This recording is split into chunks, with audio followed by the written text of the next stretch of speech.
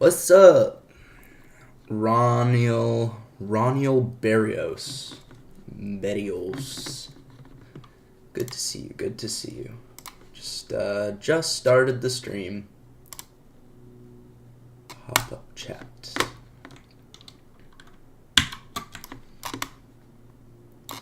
Alright, so what I want to do is I am working on a programming language. I have this other stream on my YouTube channel where I spent 6 hours creating a programming language that compiles to Brainfuck. I have this other programming language I'm also working on, and it's essentially it's an amalgamation of Rust and Zig. So Rust has the memory safety and the thread safety and the type safety and etc. All the safety. And then Zig has the crazy powerful features like integers and floats with any amount of bits. Of course, that gets rounded up to the standard 4, 8, 16, 32, etc. But Zig allows me to make a U5 in my program, or an I21, or an F255. Just weird bittage numbers. So I want to create a language with the power of Zig and the safety of Rust. And I've got a lexer. So the lexer just takes an input, and So the lexer takes an input and it parses it into tokens, and these tokens are things like unsigned what are you going to call it? I am still deciding on a good name. I kind of want to call it Noxel, but I'm not sure yet. Also want to create a logo for it today.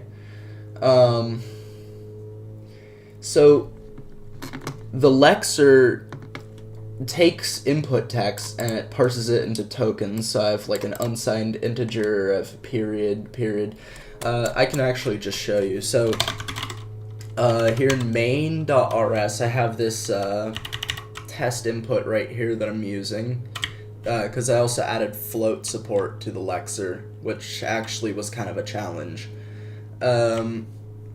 So what I'm doing is I'm passing it to a function called tokenize, and tokenize returns either a vec of tokens or it returns an error.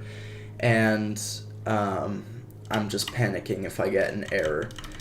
And down here I'm just printing out all the tokens, and I have this function here that takes in the input text and a span, because each token stores the ending index, the starting index, and the ending index of the token syntax.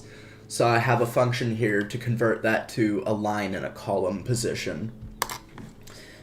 Pretty nifty function. I can also show you guys that. And then I'm just there's also an EOF token that I'm handling here, so I'll show you guys the lexer. So we have a bunch of tokens that it can parse here. So we have keyword function, keyword let, identifier, string, character, unsigned integer, signed integer, float, colon, comma, period, assign, which is just the equal symbol, but it's used to assign to variables and stuff, math op add, math op sub, math op mul, math op div, math op mod, math op pow. So add, addition, subtraction, multiplication, division, modulus, and to the power of. We have an open parenthesis, close parenthesis, same for curly brackets. Same for square brackets, curly brackets, and angle brackets. We also have end line, which is just a semicolon, and we have end file, which is appended to the vec of tokens afterwards, meaning the file ended. And then we have the token struct, and what this stores is a token type, which is what I just read out. It stores a span, which is just an area of the string, so a slice of the string. essentially. It's not, so it stores 2 U sizes, which tell the start and end of the syntax of the token. So down here, so I also have some tokenized errors, like invalid character, open-ended string, open-ended character string, too many characters in character string, etc. So here we have the tokenized function. And in here, I'm creating a new vector for storing all the tokens. I'm storing a position variable. This is used for tokenized errors, because I don't want to figure out based on input, tokenized errors can store this. It's fine. We have the previous pointer, which is what the string index pointer pointed to last iteration. We have the pointer. This is used for calculating the span. And then we have, well, actually it's used for calculating the span and the position. So then we have just some stuff here for like incrementing the position line if it's a new line, and prev pointer, etc. And then we have the juicy bits. We're parsing one character, so like a semicolon, we know, okay, that's an end line. Same for all of these.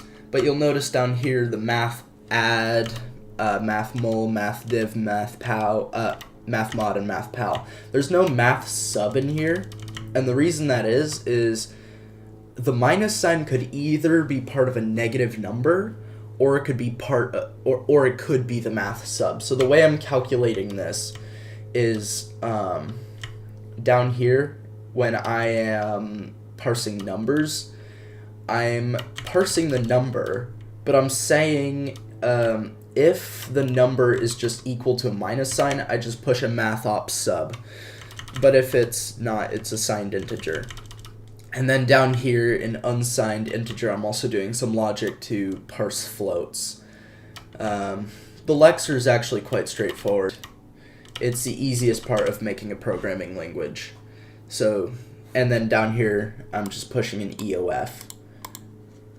And I'm pushing it at the end of the file. So that's the gist of it.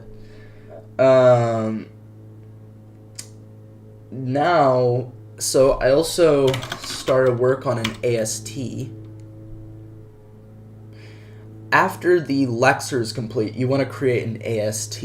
And the AST is an abstract syntax tree. So, I'm going to have some example syntax here. Function main. So this is some example Noxel syntax. Let x equals u5 32. Wait, can a u5 store 32? I'll just go 2.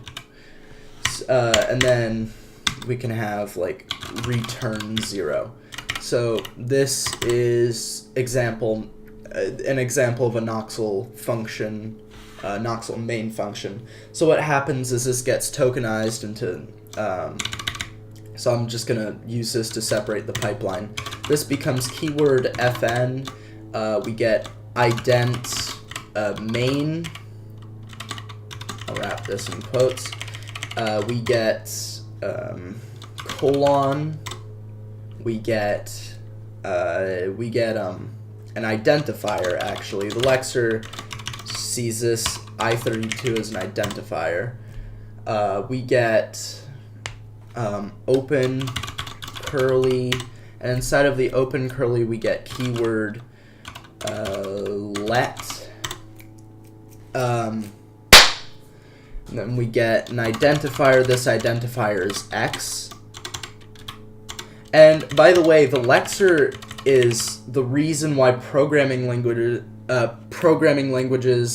can oftentimes ignore white space. So like I can have main and a space between the parentheses, or I can have it just all together, because main and the parentheses are separated out. And for example, you can have a plus sign right next to, so like you can have a math operation and there's no spaces in the math operation. So Lexer solves that issue. Colon, identifier, U5, we have assign, we have an unsigned integer, that being 2, and then we have an EOL, end of line, EOL, and then we have the keyword return, so keyword return, we have another unsigned integer, so unsigned integer, and that unsigned integer is 0. And then we have another EOL, and then we have a closed or a closed curly, so EOL, close curly, and then we have an EOF, end of file. So this is what the Lexer output would look like. Now, the AST, abstract syntax tree, yeah, I left NixOS permanently for now until they somehow fix the FHS problem, because I do need FHS, because I dog food a lot of my own software. I use my own software, and I don't want to write patches for it because I don't know how to, and I don't want to learn how to, because I could just make something that does kind of the same thing as NixOS, just for any distribution. So I'm here on EndeavourOS.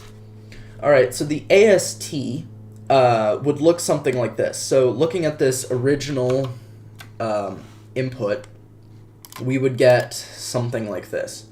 So let me just copy this over so I can constantly see it. Function main I32 let x u5 to return 0. So this is the Lext output of this, and what the AST would look like is it would take the tokens and then it would create a tree, and this tree would look something like this. You would have an entry node, so the file node. Sometimes it's called program, but you can have other files importing into it, so I think that's kind of a bad name. And inside this file node, you'd have an array of nodes. And inside of this array, you'd have all your declarative nodes. And declaratives are essentially statements that run in the global scopes, like function creation and stuff. Stuff you don't run inside of functions. Stuff you run inside of functions are statements and expressions. Declaratives are for the global scope. So, for example, I would have a declarative, I would have a declarative create function.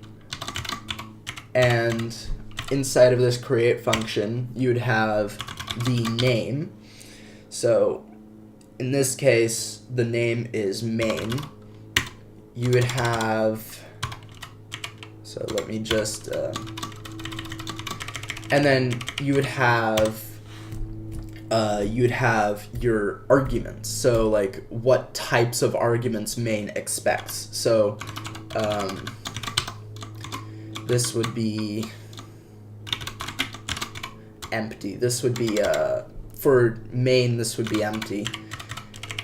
And you would have the return type. So the return type for main is an I32. So you would do something like return type is it is a signed integer. And because I want to create this language to where you can have like a U5 or an I21 or an F 12, like some weird bitage, kind of like Zig. This signed integer would have the amount of bits. So this would be a 32-bit integer, signed integer. And this would be all the data for function, and then you need the function body. So call this body. And inside of body, you would then have a block node, which essentially is just a file node, but it stores statements and expressions. So we would have a block node. And this would have another nodes array. So you can kind of see how this is creating a tree that the compiler can traverse down. So inside of block, you would then have variable creation, right? So the let keyword.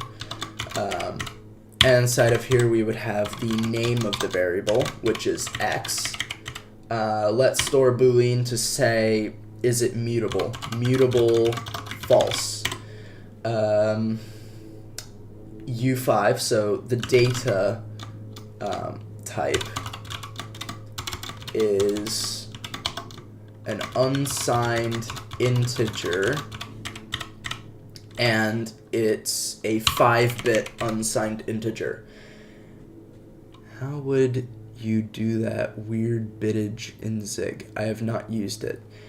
Oh, yeah, you should really try Zig. It's actually a really awesome language, if not better than Rust in a lot of ways. In fact, it is better than Rust in a lot of ways. Rust is awesome, but Zig is honestly even cooler. The only thing Rust has, really, that's way better than Zig is the fact that Rust is completely memory safe and stuff. Zig just makes it harder to shoot yourself in the foot with things like the defer keyword. Yeah. Also, Zig's Hello World program is frickin' insane. I can show you it in a little bit. Name, mutable, unsigned integer, 5 bits, and the value is a literal, so the value is a literal unsigned integer. It's 2. And I should actually separate these out. So this is data type, signed integer, 32 bits. This is data type. And this is literal. This could also be an expression, so like another block that returns a value, but it's a literal 2.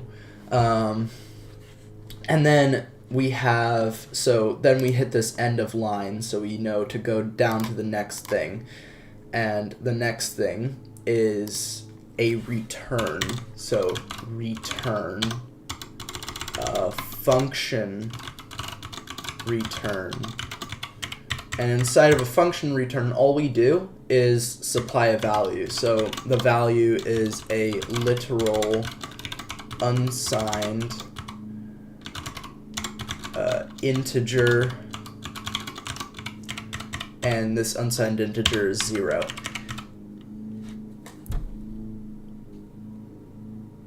Yeah, I'm writing my own compiler. That's what this live stream is for.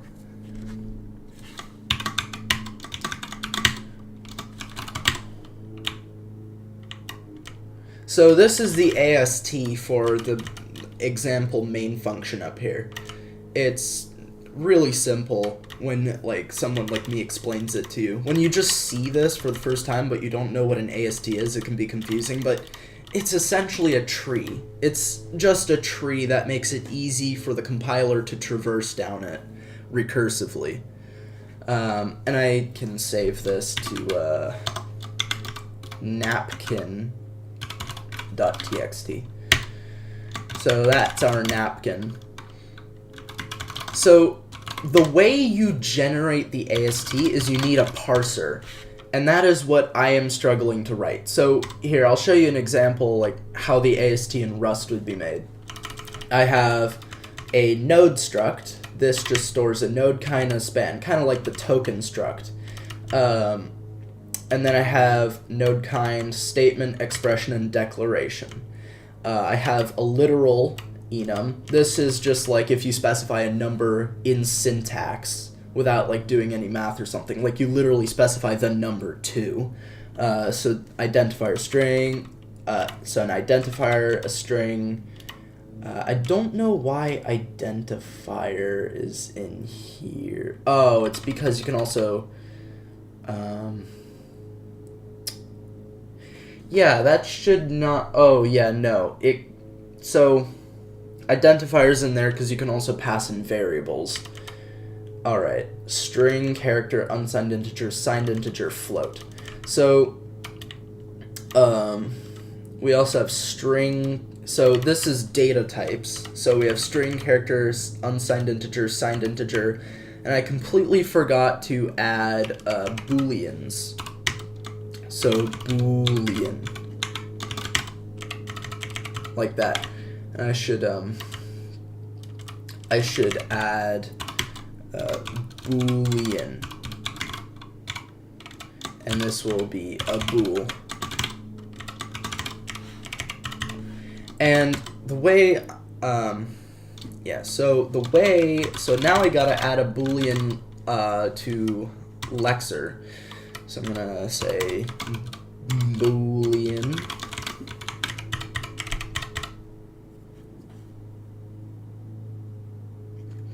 yeah, Rust is awesome. Something I don't get is why the borrow checker is so confusing. Like, people say they have to read the Rust book just to understand the borrow checker, but I understood the borrow checker in like 10 minutes. It's actually super simple. Basically, when you pass data to a function, after that function is done executing, that data you pass to it gets killed. A reference is just more data. You can sort of think of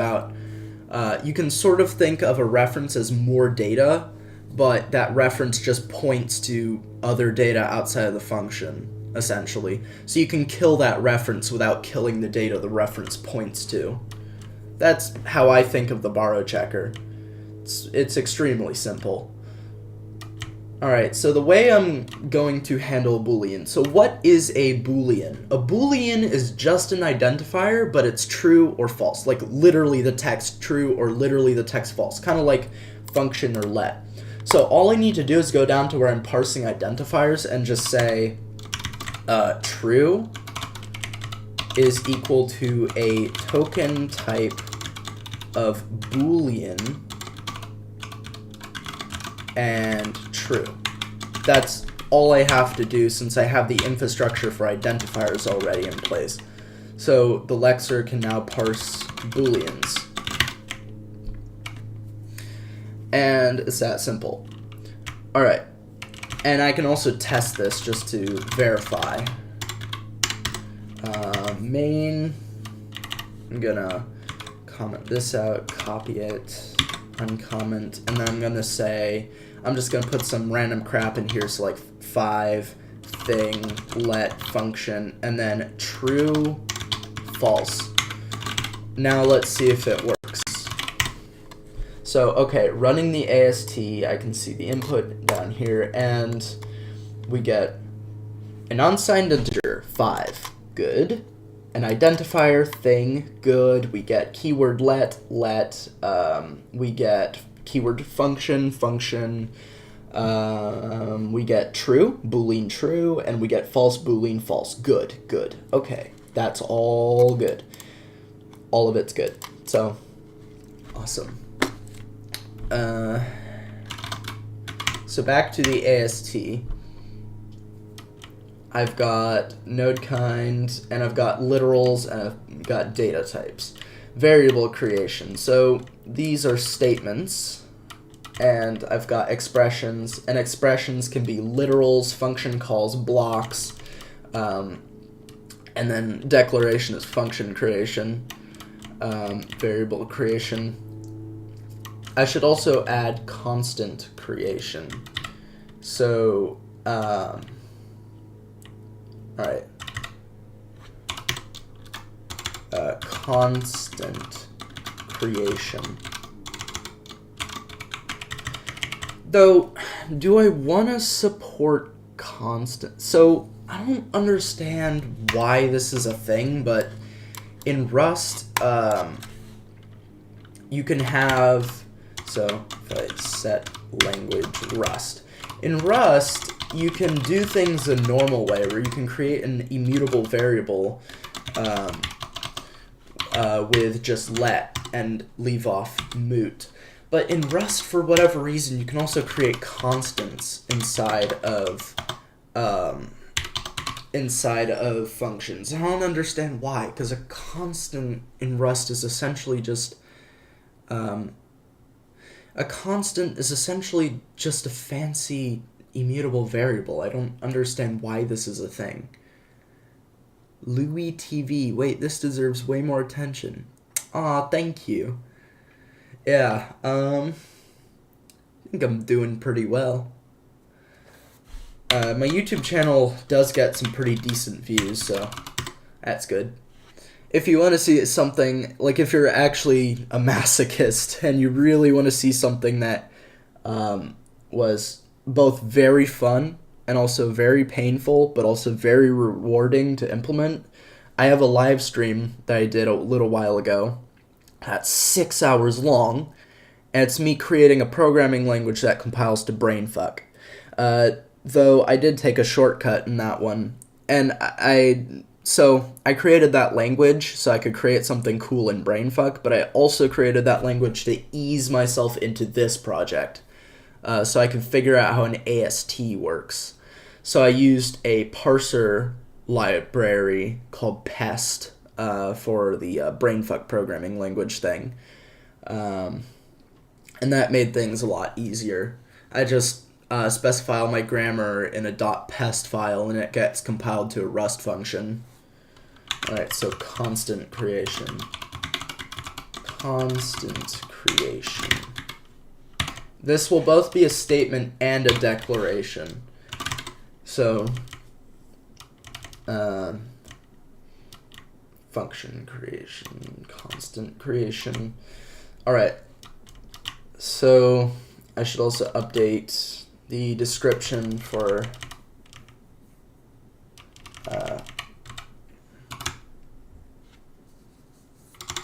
code that only works in the global scope.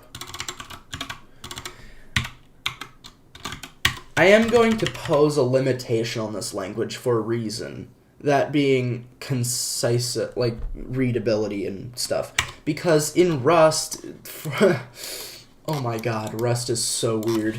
So you can also treat functions as global scopes. And what I mean by this is, like in function main in Rust, set language Rust, I can also do like function calculate. So I can create a function inside a function main.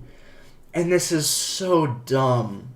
I hate the fact that this is a thing in Rust. So I'm not going to allow that in my language because it's just dumb. It's just flat out stupid. So that's not going to be a thing in my language. So, alright.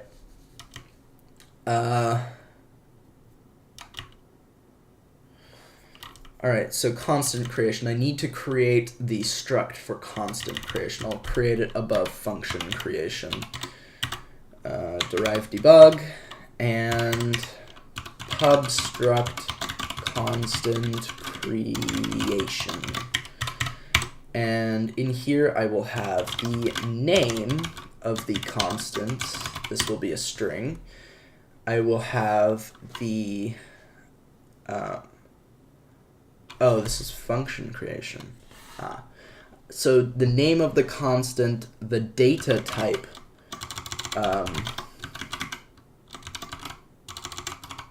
the data type of the constant will be a data type. I will have, so constants cannot be functions or blocks. They have to be literals. So that will be easy to do. Instead of passing an expr or expression as a valid value, I'll just pass in literal as a valid value. So data type, so name, data type, and value will be a literal. So that's constant creation down. So that's the AST node for constant creation. And then what I have to do is I have to create the parser. While I think about how I would create the parser, let me actually figure out how to make a logo for this programming language. So I've never really made stuff in Inkscape, but I want to try and make a logo in Inkscape. And the way I want to do that is, and this stuff is from my previous video I just made about Rebos. Just recolored the NixOS SVG.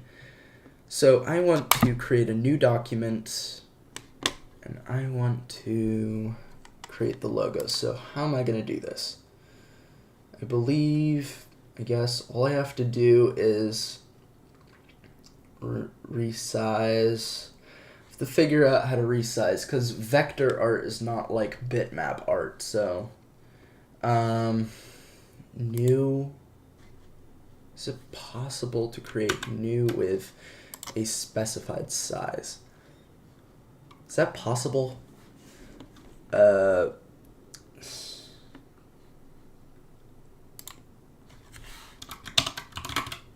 Let's see here. Inkscape, quick startup,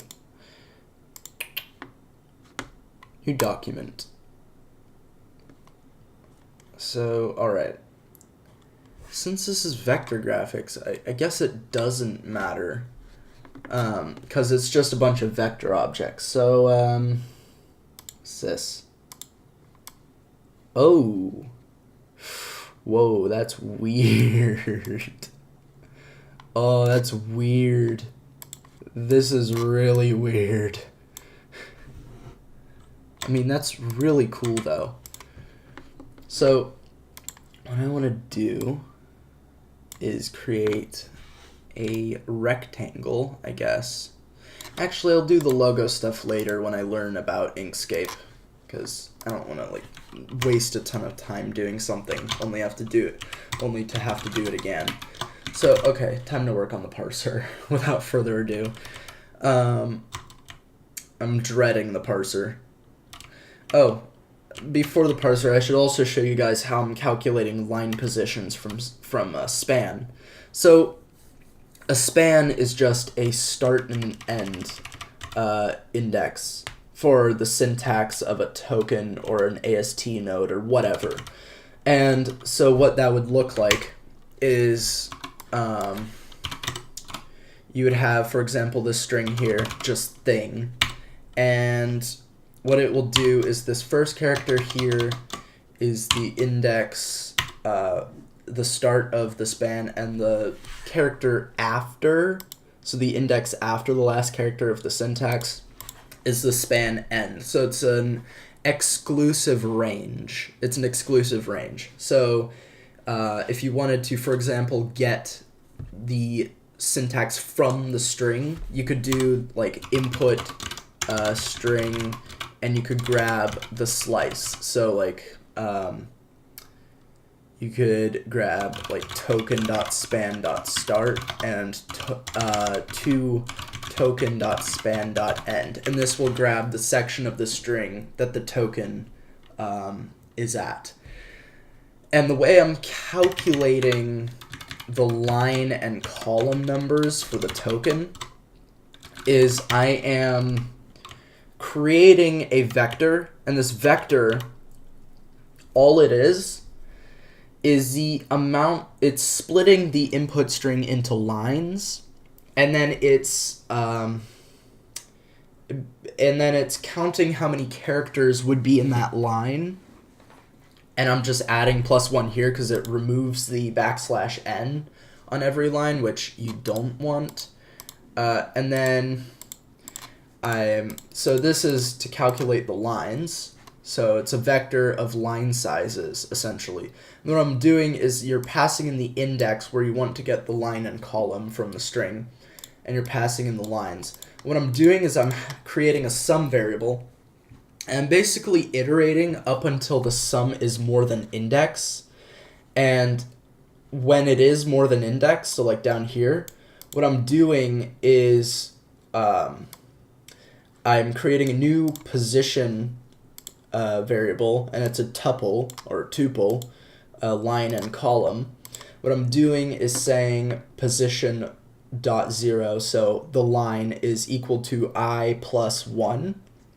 And now I need to calculate the column. So the way I'm doing that is index, so the index you pass in, minus previous sum plus 1. And the reason I have these plus 1s here is because I'm not doing line 0, column 0. The first line and the first column is always line 1, column 1. So, yeah. So, like, if you go to a text editor, you never see line 0. You always see line 1 as the first line. And column 1 is the first column. It's just standard. And it's useful for things like error messages and whatnot. And if I really wanted to get the true line or the true column, I could always just subtract 1. It's that simple. So that is calculating lines. And of course, this algorithm is nice because I can also calculate whether that line or column would exist. So if this index is outside of the string, it would actually return none, which is beautiful. All right, now let's actually get to parsing. So the way I want to do this, so I'm going to create a new parser.rs file. Parser.rs.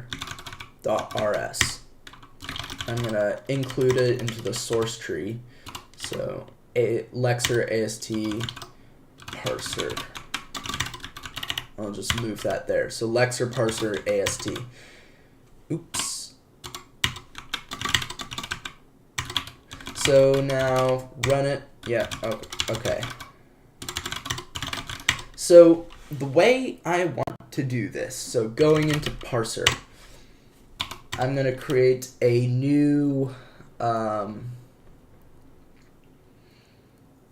right, how do I want to do this? Okay, so the way I see people implement a parser is they create a parser class in languages. So in Rust, that would be a parser struct.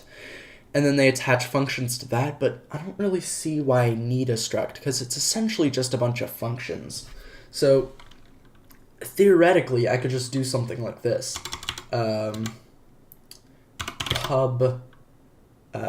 So just pub. I'm doing pub function parse, and I am returning either, what am I returning? I'm returning a result, so this could return an error. If I go into AST, do I have an entry node set up? Expression, declaration, block, constant creation. No, I don't. So what I need to do is I need to create an entry node. So the way I'm going to do this is I'm going to go up here and I'm just going to say derive debug, so I can print this out with the debug formatter. And what I'm going to do is say pub struct, I want to call it program, but no, file AST, or just file. Yeah, just file. And then I want to add a pub nodes field.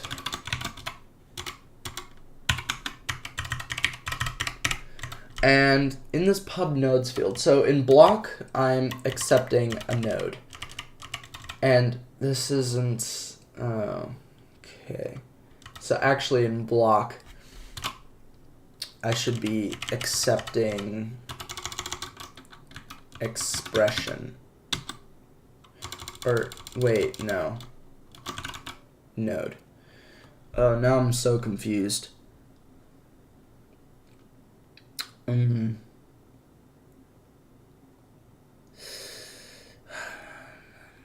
I have an idea. Okay, so... No, okay. I have an idea. Alright. So, vec node. So that's all file is. So that will be the entry point for the parser. So I'm going to use crate AST. And this will either, I'm going to move this chat down so I can actually see error messages and stuff in the top right. This will either return an AST file or it will return a parse error.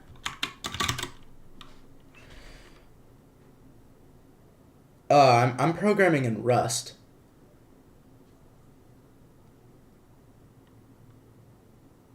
Malthus McClerius pub. What's typical? I don't understand. Please explain.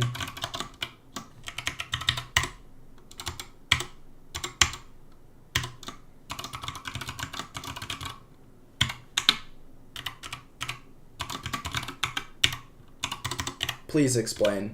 I don't understand. Drive debug.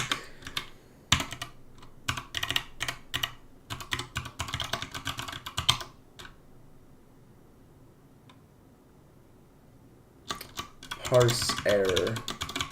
Still waiting for an explanation. Pub error. Parse error kind. Wait, what am I doing for lex error? I want to keep this consistent. I am doing kind message line. Oh, I also need line column. Good point. Good point. Kind message string. Line is a U size and column is a U size.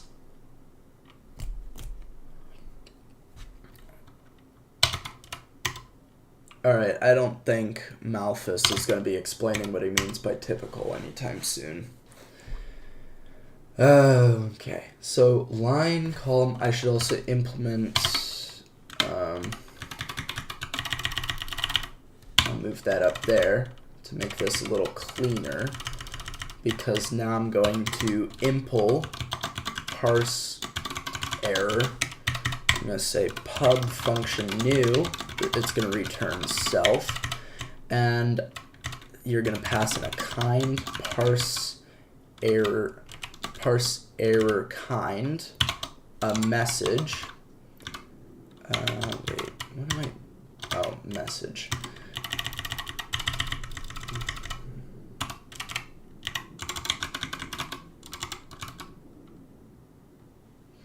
I guess so. I mean, I sort of understand because, like, this whole namespace thing, but I don't understand at the same time. C++ is so different.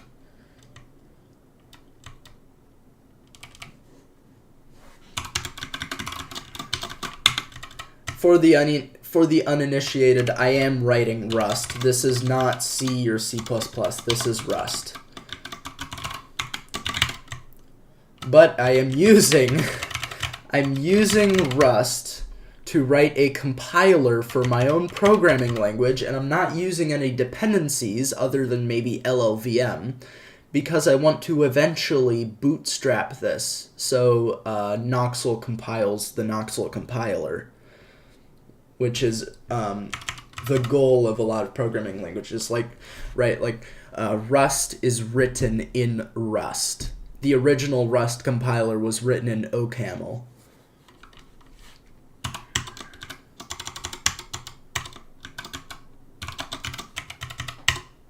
Which I'm realizing, doesn't OCaml use recursion instead of loops? Like, OCaml doesn't have loops, so it has the typical challenges of something like Haskell.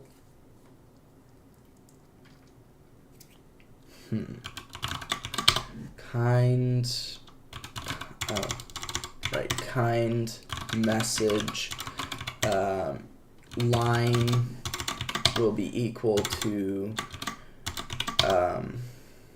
position.0, column is position.1, and position is going to be a tuple of usize. Easy. Oh, right. Message. Yep. Rust is based. Very based. Though, the reason I'm writing my own programming language is not just for fun. Like, this should be a cool process, and I should learn a lot from it. But I'm also writing it because I've recently started learning Zig. And Zig is insane. Rust is memory safe and thread safe and all that jazz, but Zig is just nothing but power. You can do insane things with Zig that you just cannot do with Rust. So I want to create a programming language that's essentially the good parts of Rust combined with the good parts of Zig. Here's a bad part of Zig. Zig is super verbose. Let me write hello world in Zig. So coding Zig mkdir hello world Zig init -exe main.zig. I'm gonna delete all of this. And I'm gonna do const std equals import std, and then I'm gonna do pub function main, and this can, or am I doing this wrong? No, I'm not doing it wrong. Main can return an error or a void. I'm gonna do const std out file is equal to std.io.get std out.writer var buffered writer equals std.io.buffered writer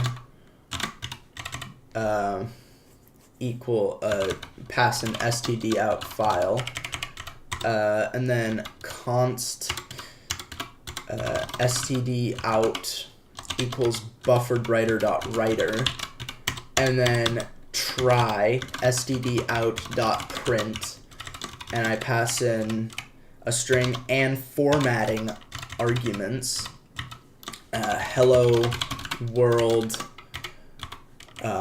new line, and then try buffered writer.flush, and that's hello world in Zig. Now let's make sure it compiles. Zig build run.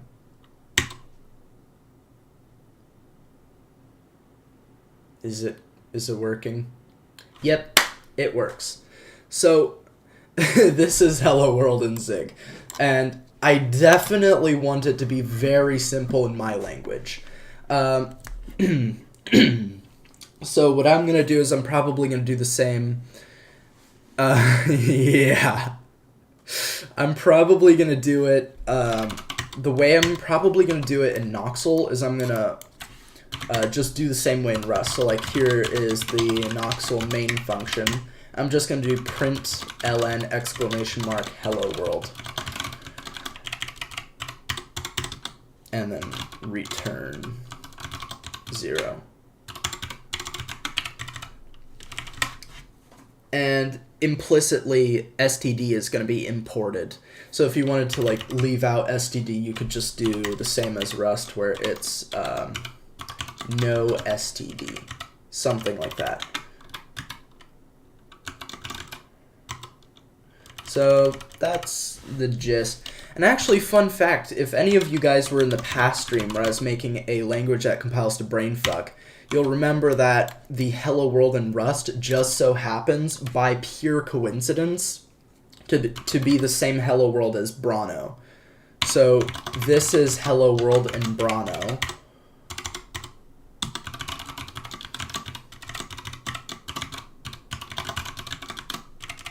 This is literally hello world in Brano. I'm thinking of naming it Noxel. I'm not finalized on the name, but I think it's a nice simple name. Like, the files can end in .noxels, like main.noxel. Nice and simple.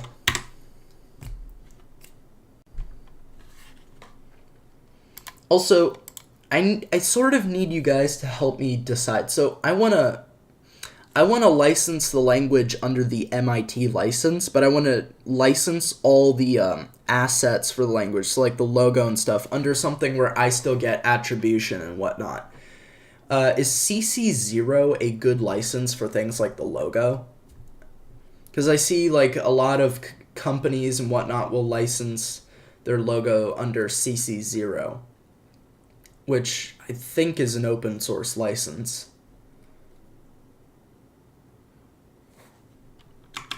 What do you guys think on that?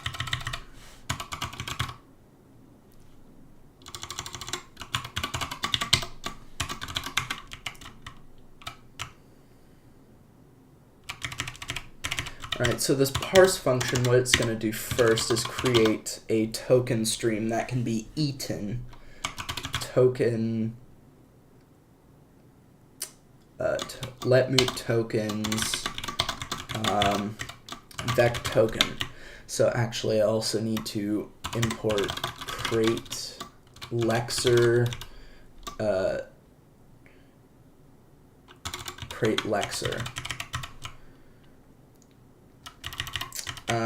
tokens. So tokens. I remember. So I watched Sodding Daily. I don't know how to pronounce it, but Sodding. Yeah. So this guy. Did he actually lose his hair? So yeah, this guy's awesome. He's Russian. So like he'll say Tolkien. Ty говоришь Tolkien.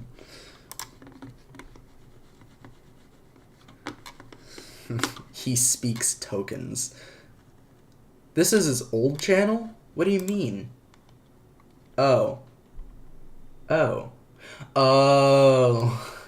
have a point. Right. Because I literally typed in Sodding Daily. Yeah, this guy. This is his new channel. Hair programming language 4 days ago. Noise. Yeah, this guy's awesome. Rewriting Raylib in JavaScript. Easy web games in C. Didn't he write a C parser or compiler in PHP? Like he does all kinds of crazy shit. Hot code reloading in C. This guy is so awesome. And here's the crazy part. he keeps insisting he's not a good programmer. He keeps insisting he doesn't know what he's doing. Like, I don't know, but I think if you're able to do some of these crazy things, you definitely know what to do. You definitely know what you're doing. He's nuts. He's amazing. If you're not subscribed to him, you should subscribe to him immediately. Alright, so...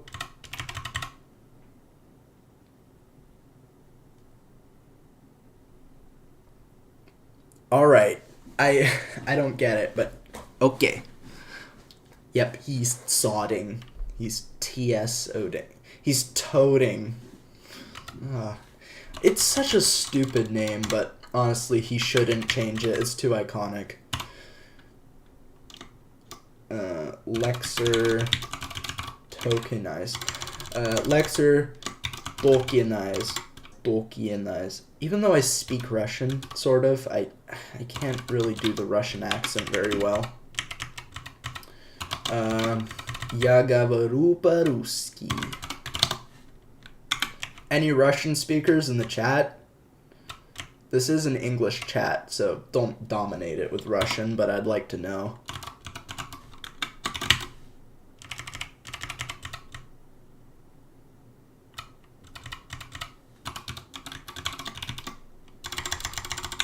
Oh, import Lexer token.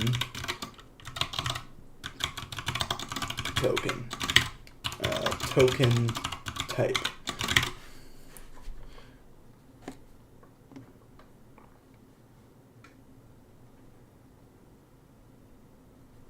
Huh. Trusty Ape, what is your background? What do you do as a hobby? You sound like a very interesting person.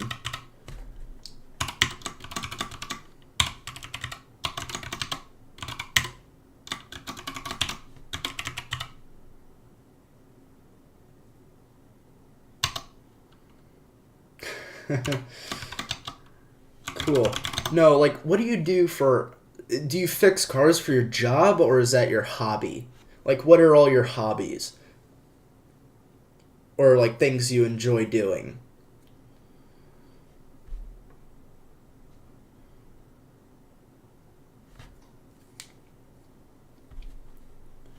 What are all the things you enjoy doing? Penetration testing hobby.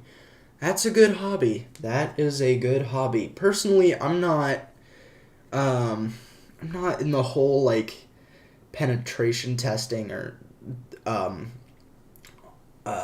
security or, I'm just a programmer. I'm still figuring out what I want to do.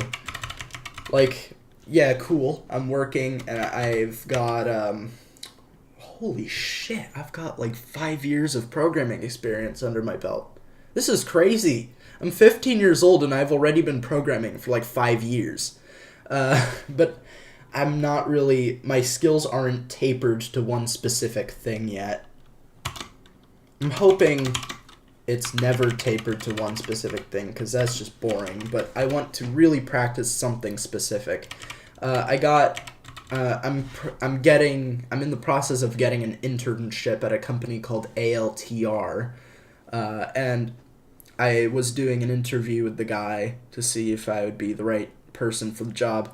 He was saying I could probably get paid for working on some of my favorite open source projects if they contribute back to ALTR. So like if ALTR finds a use for an open source project, I could get paid for working on that open source project, which sounds fucking awesome. Parse error.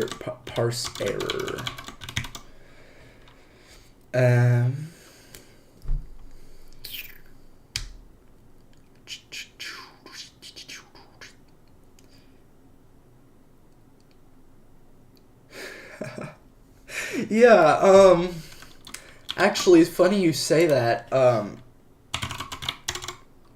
YouTube.com/Tyler Laceby. This guy, I learned Thank you. Yeah, this guy here, I learned about the lexer and the parser from him. There's also, I learned about the lexer and the AST from him. I sort of learned the parser from him, and he created the Skyline programming language. Are you talking about Tyler Laceby? Yeah, Tyler makes some really good tutorials. Though, since it's in TypeScript, I had to do a lot of interpretation to Rust. I'm also not a TypeScript programmer, so I don't know much about TypeScript. Though I am a programmer, and for the uninitiated, there is a difference between coder and programmer.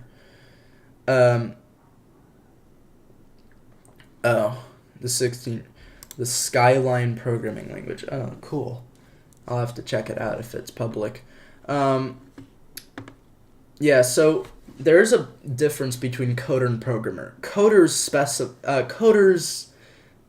specialize in one language, and they don't focus on logic. They focus more on the language itself. Programmers like me focus on logic. Like, they can understand other languages without even knowing how the language works, essentially. They just focus on logic. They're detached from their programming language of choice. Like, they have a programming language of choice, but they're detached from it. So they can easily pick up other languages because they learned logic, not just the language. So like, a programmer is basically a coder on steroids. Skyline programming language.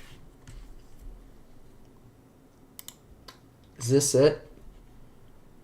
Oh, totally not a hacksaw. No, I don't want to sign up to your shitty... There we go. Alright.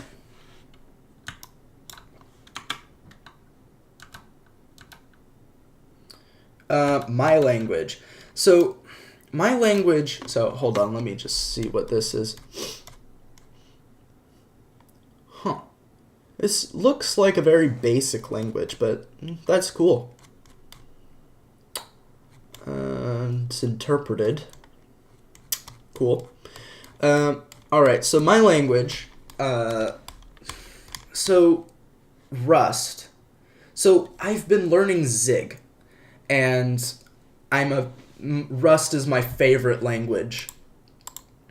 And one thing that I wish Rust had that's from Zig, among other things that Zig has that I really wish Rust has, is things like creating a signed integer or an unsigned integer of a float with a custom amount of bits. So like a U5, I21, F15, like something super weird and wacky like that. And it actually does have uses. Like, you can create an F256. Rust's maximum float size is F64, to put that into perspective. Zig is crazy powerful. Rust, yeah, sure, you can send a link. I'm not super stingy about links. I don't understand why other YouTubers are. As long as it's not, like, blatant advertisement. Like, as long as you're not joining just to advertise, yeah, go ahead. Post some of your stuff. I don't care. Just as long as it's not taking advantage of a chat. Yeah, so Zig allows me to do weird things like create numbers with special bitage amounts. Zig doesn't have macros. What Zig has instead is comp time functions that generate more Zig code. Zig is freaking awesome. And I wish Rust had some of these Zig features, but Zig is not a memory safe language. It's not thread safe. It makes it harder to shoot yourself in the foot with things like the defer keyword, but Zig isn't perfect. Also, the Zig Hello World program is atrocious. I showed this earlier, so I don't need to recode it, but this is Hello World in Zig. It's 10 lines long. It's 10 lines long. Hello World in Zig is 10 lines long. I haven't programmed in C and a lot, but I also don't have any plans on learning C, but what is Hello World in C? Include stdio.h.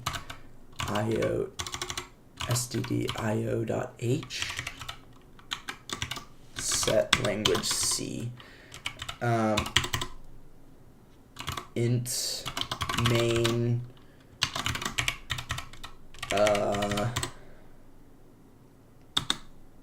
int main printf weird int main printf hello world.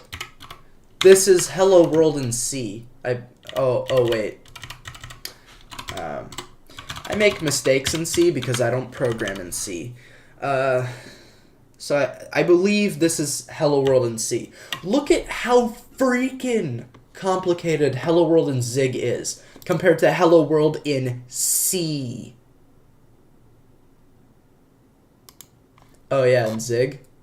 Yeah, this exclamation means that the function can return an error. Which, honestly, that is another thing I kind of like about Zig, is that errors aren't types, but you still have to handle them. Oh, and C. Oh, no, I think that's a compiler-specific thing. I think some compilers support that, but I've tried it with GCC, and GCC complains. Yeah, I think, no. I've tried that with GCC, and GCC hates it for whatever reason. Maybe it's not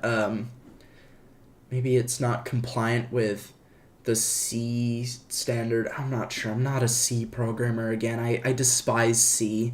But yeah, anyways. Another thing that I should mention is I don't like how Rust is dependent on crates.io existing. Because, so, like, if crates.io just stops existing, there will be basically every program written in Rust that has a dependency will stop compiling. It just won't be able to compile because crates.io won't exist. So what I want to do with my programming language, it should take about the same amount of disk space as a Rust program, is what I want to do with my programming language is have a package manager and a registry, but instead of downloading the package and ignoring it in git ignore, what you do is you have a dependency cache, and the package manager puts all the packages from the registry in that dependency cache. In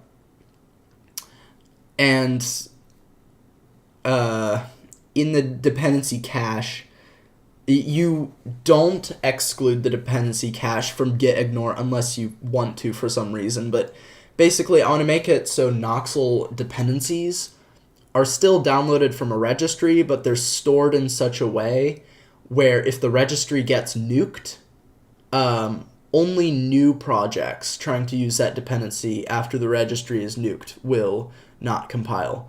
So like older projects that already have downloaded the dependency will have the dependency. So if the registry gets nuked, your program won't stop compiling. Like there's always vulnerability when you have to depend on online servers. There's nothing more reliable than figuring out how to decentralize your stack or whatever you want to call it. Parse error. Parse error kind token.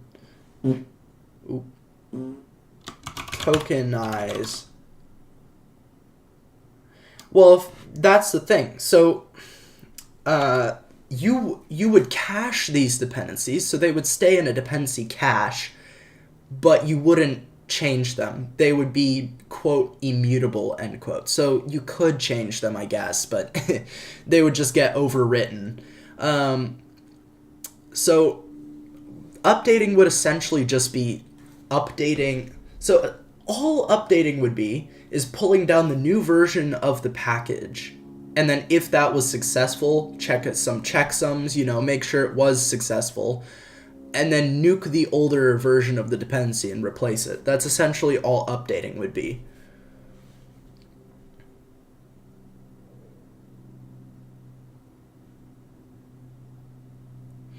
Well, I want to keep the std_lib very small. That's one thing I admire about Rust, is it has a very versatile standard library, but it's tiny. If you want to do something meaningful in Rust without spending days and nights re-implementing stuff that, like, for example, the C standard library or whatever implements already, you need to use third-party crates. So that's why dependency reliability is so important in Noxel, is because I want to do something like Rust where it has a tiny standard library. Probably even smaller than Rust. Tokenize. Or, like, there will be... What I'm thinking is maybe there will be the core STD library, so, like, stuff you absolutely need. So, like, the println ! Macro and whatnot. And then there will be an extended STD library that will have things like hash maps and vectors and stuff. And there could be different levels. So then if you wanted to, you could just exclude the extended standard library. So then you could have an even smaller executable if you wanted to.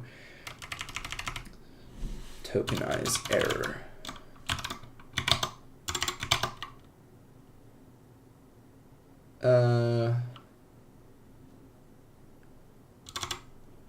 Message. E.message. Tokenize error will be E.kind. So tokenize error. Tokenize error. This will be of type lexer tokenize error kind.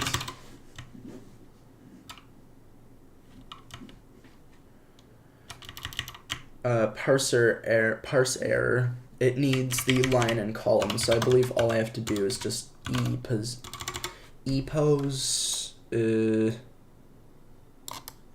Oh, right. Okay. E.line. E.column. Simple as that. I am handling lexical analysis errors in the parser. So that is simple as that. I love Rust.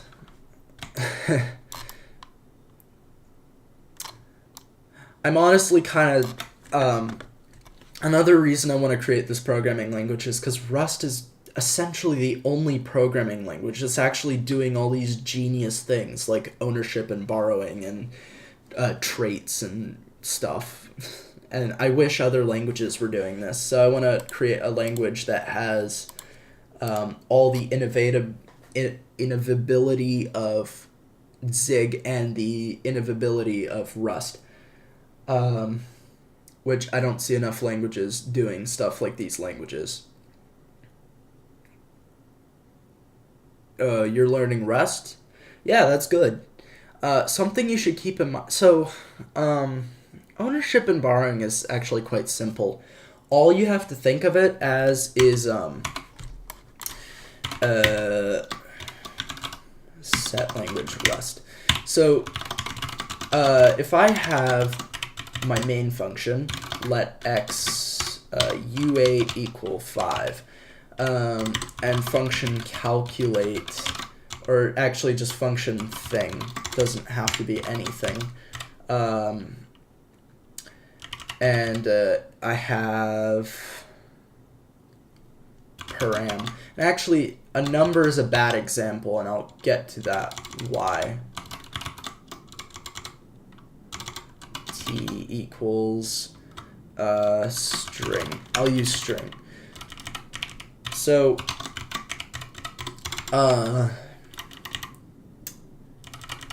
this is actually the same as the drop function in Rust. Like, literally the drop function, all the drop function is, like std drop, all it is this. This is all the drop function is. The compiler takes care of the rest.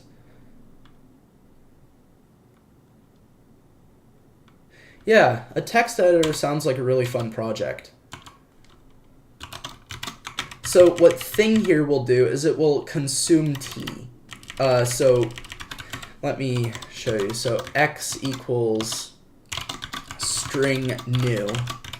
So what will happen here is I could, for example, print ln x, and this will work. So I can just, for example, make this some actual value. So this is valid Rust code. But if I do something like this, this is no longer valid Rust code. Println will complain that x was moved in this function call. And so the value is moved to thing, but values are always cleared once the scope they're in ends. So essentially, whatever is moved to a function gets killed. So references are easy, are useful, because you can essentially think of a reference as just a value that points to another value. So sort of like a pointer, but it's not an actual runtime value. It's just a compiler thing. And this reference gets killed, but the value that the reference points to in memory does not get killed. So the reference can get killed, and you could just create more and more references, essentially. Yeah, so and actually, this is a Rust quirk. This would be and str.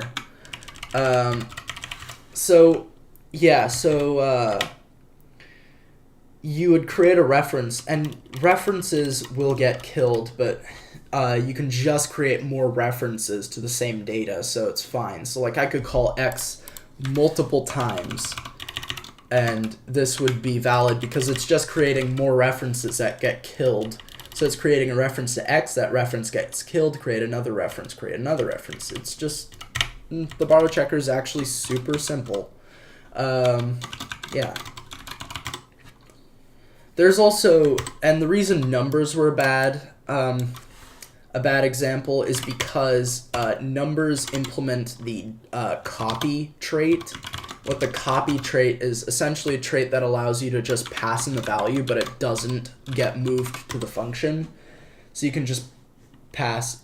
Yeah, because it's simpler than, well, actually pointers are really simple too. All a pointer is a hex value, and that hex value points to a memory location. That's all a pointer is. A pointer is just a hex value that points to a memory location. All right, hold on.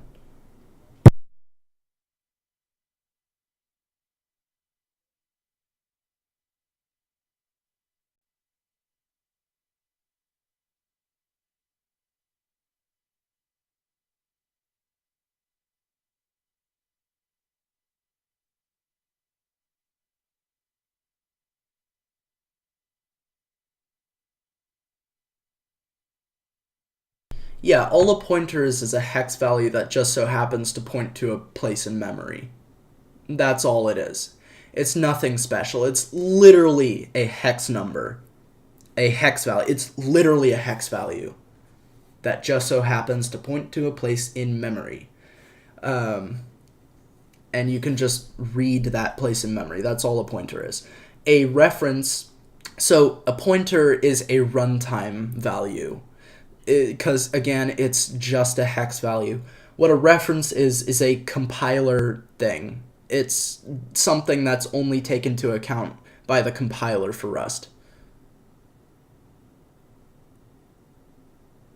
Well, that makes sense because that's really an interpreted language thing. To have like this, yeah. So I actually like that Rust doesn't do that, because then you don't have weird cases where like functions can change variables outside of their scope.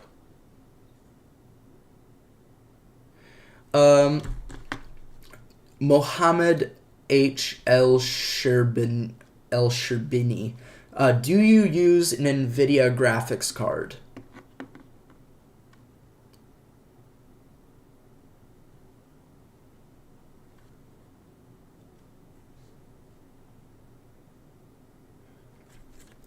Do you use an NVIDIA graphics card? This is actually kind of an important question.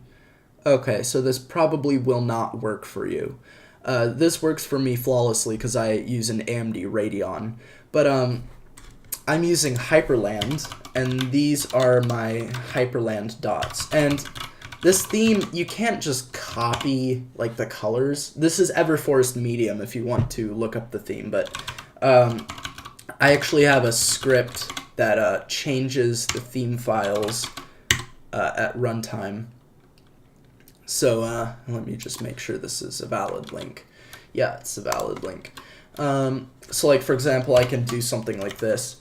Helix won't update. I have to do that with a separate command, but I can, for example, change to the Nord theme, and then I can do hx.chooseTheme, and I'll choose Nord, and now I can do reload or config-reload, and bam, I've got Nord. I want to go back to Everforest, though.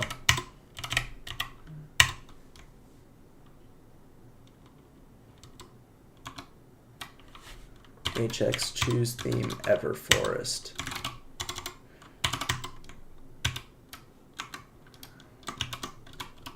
Config reload. Yay, Everforest.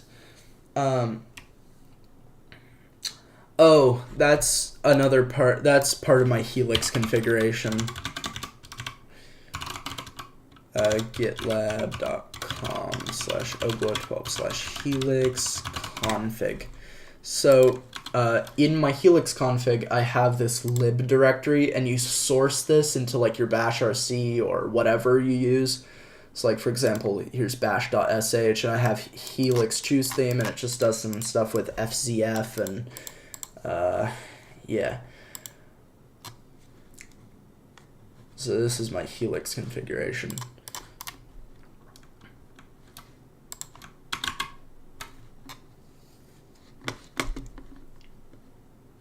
AST, move that down. No problem. I hope that helps.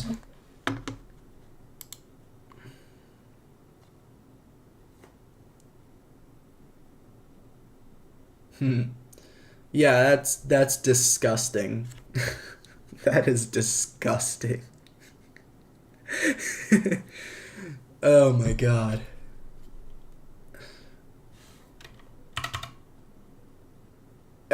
No, it's disgusting. There's a reason why functions in most programming languages are not able to mutate constants outside of them or whatever. There's a reason you cannot create variables in the global scope. It makes things just way more vulnerable and not good. Also, you have to realize that functions are created out of order, so something like Python, it works because you have to declare a function before you can use it. Whereas in something like Rust, I can create a function below the main function. I think Mojo is a weird programming language. If I know correctly, I'm pretty sure it's actually under a proprietary-ish license. So like, it's not open source, it's source available. So like, you can view the source code, but you're not allowed to use any of it, which is just scum. It's horrible. But I don't get the point of Mojo. From what I understand, it's just a JIT compiled Python superset, which doesn't really make any usable sense.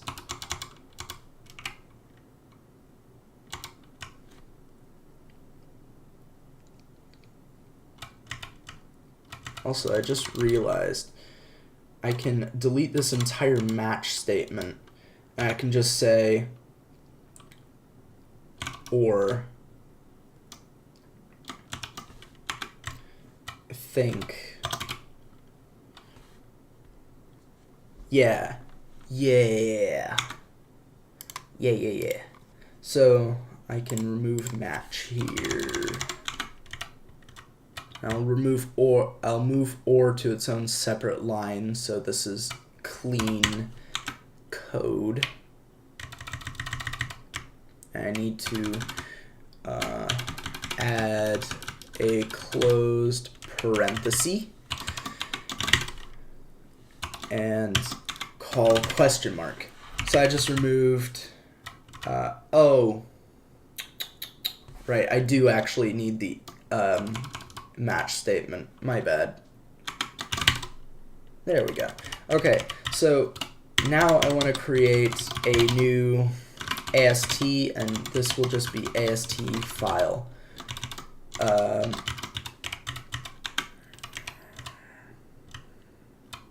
AST file nodes vec new.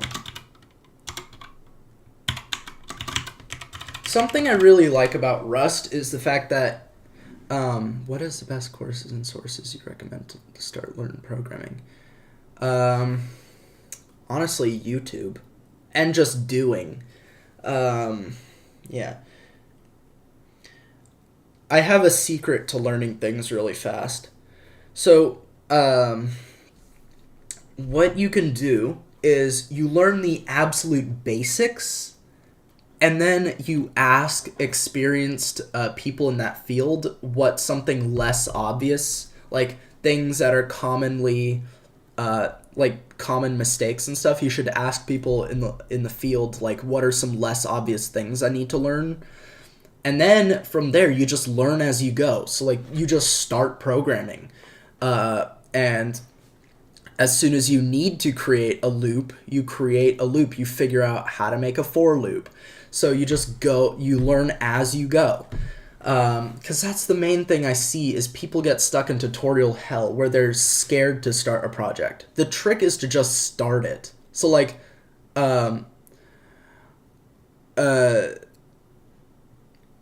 so the trick is to just start a project. So, like, for example, I'm starting an actual serious programming language that I plan on using for future projects, and I want other people to catch on. I want to start a community around it. This is a serious programming language that I'm working on. And I'm working on it, and I'm learning how an AST works, how a parser works, while working on it. So I'm learning from actually creating experiences. That's the trick. That's the trick. You just gotta do. No procrastination. You just gotta start learning it.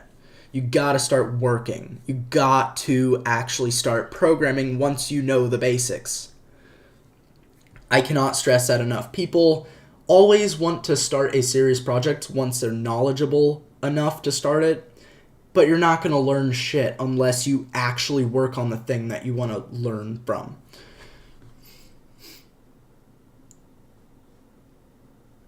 Yeah, just, like, learn the basics, but don't get stuck on that. You have to actually start a project to actually learn something substantial. What is AST part of the standard lib? No, I'm stupid, right? What? Okay.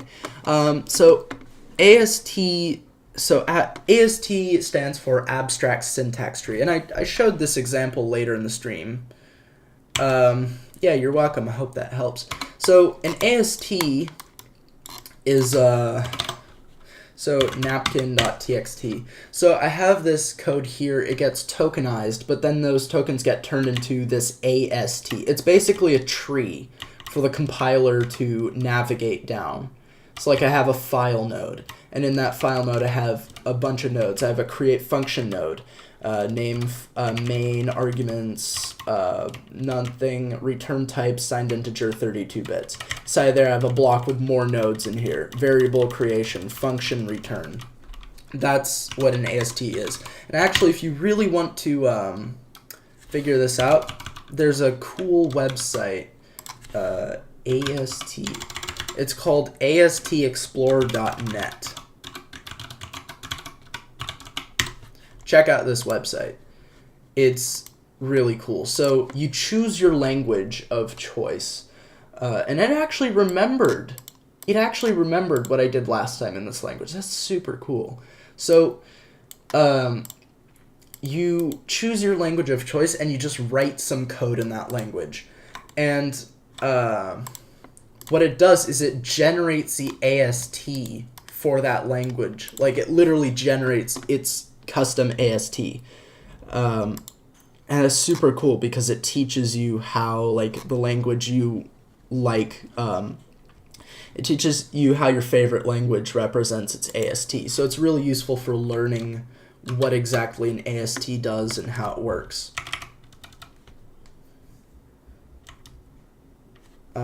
All right, parse error. All right, so I'm creating an AST here, and the way this is going to work is I am going to, all right. So the first node, so the first token has to be a keyword. So I'm going to match tokens.next. Oh, I should create tokens.remove 0.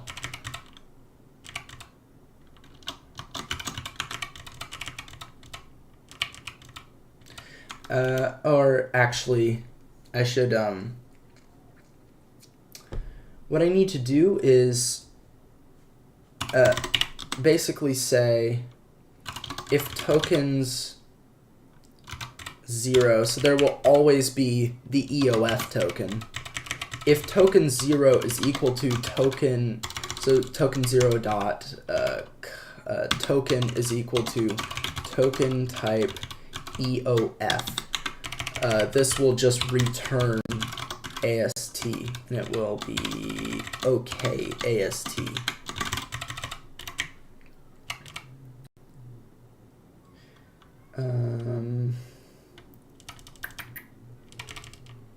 Oh, all I have to do is just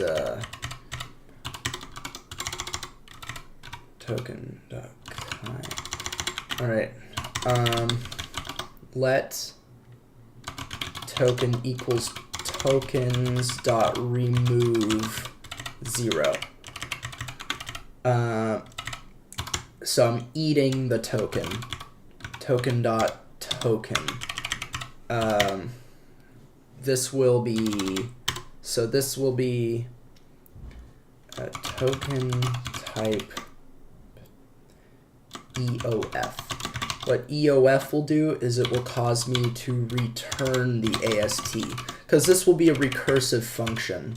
So that's why EOF is important.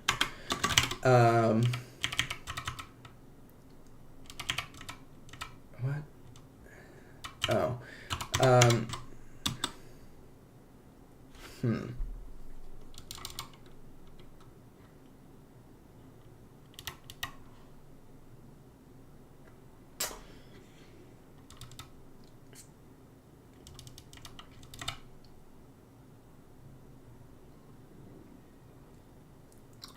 All right.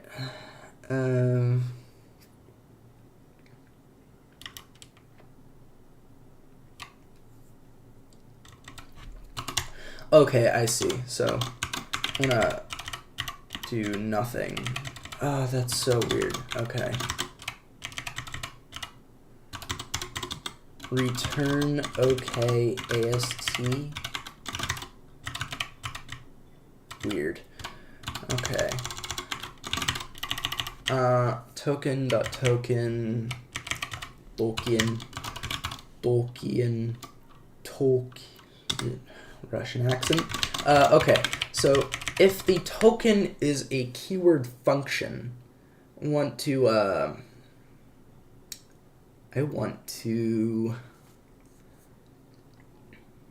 actually what I'm going to do is I'm going to create a new structure, and that's what tokenize is going to be. So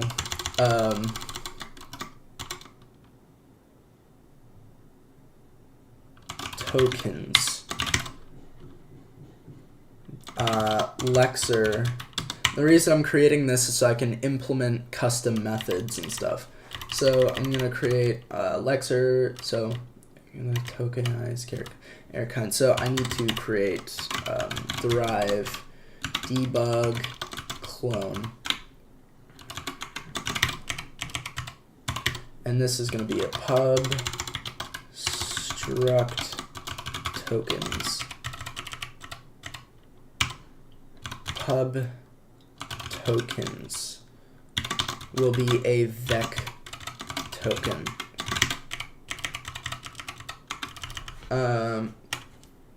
Right, and then this will return tokens as its OK variant. And tokens will be vec.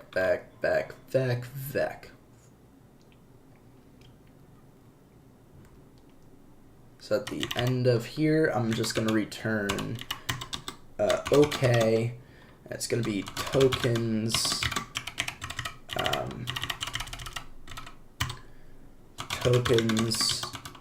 or yeah. So there we go. That will return all the tokens. And what I'm going to do is I'm going to implement I'm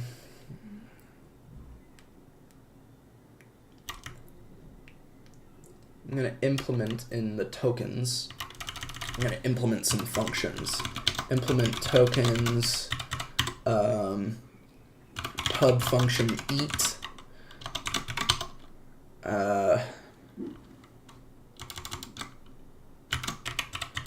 This will be mute self, so mute self, and it will just be self dot tokens dot remove 0.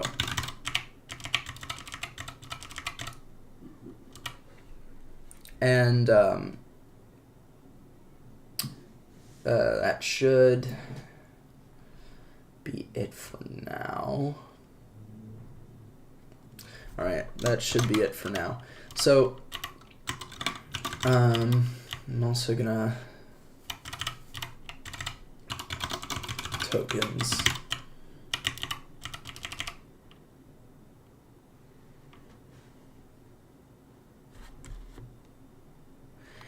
Yeah, you should. Once you get good enough at programming, you should. Absolutely.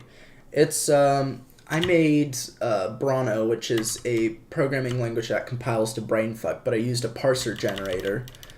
It's a really educational experience, even if you use a parser generator, because you still have to walk down the AST that the parser generator generates.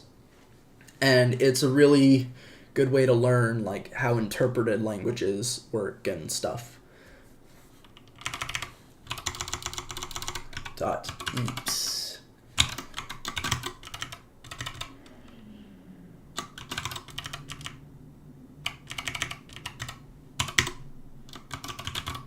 Token type keyword let. Oh, keyword. We also need keyword const. No, this will be a compiled language, so it will compile to machine code. It will compile to a binary. EOLEOF,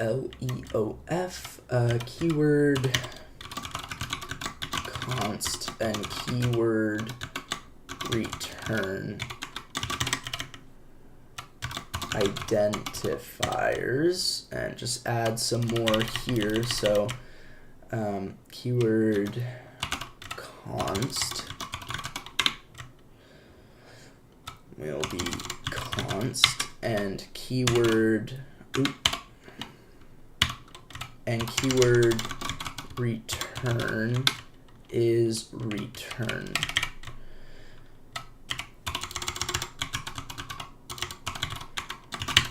Const return. Function let const return. Good.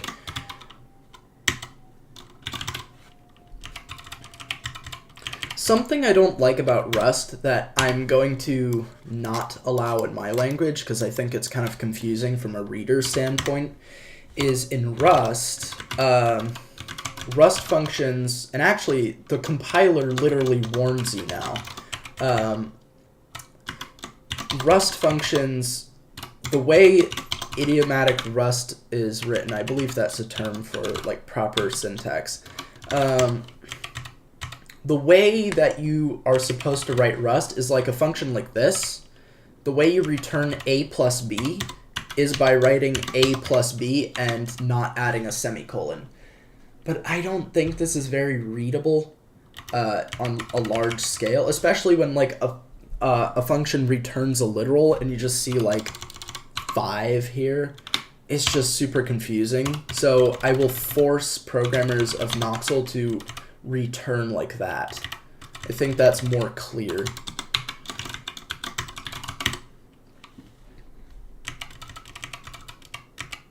Or rather, yeah, probably. Or like just reserve that functionality for it's less so it's less less confusing. Though I might reserve that functionality to, for example, if the function only has that expression in it, then sure, you can return it without the return keyword. I just want it to be readable. Actually, Zen, I believe. Yeah. So some languages have a Zen. So like Zig Zen is communicate intent precisely. That's why the hello world is so complicated. Edge cases matter. That's why the hello world could also fail. Favor reading code over writing code, which Zig isn't very good at, to be honest. Only one obvious way to do things. Runtime crashes are better than bugs. Compile errors are better than runtime crashes. Incremental improvements avoid local maximums. Reduce the amount one must remember. Focus on code rather than style. See, I want to change this. I want to focus on code and style. Yeah, I'll come down real quickly to eat the Borgen.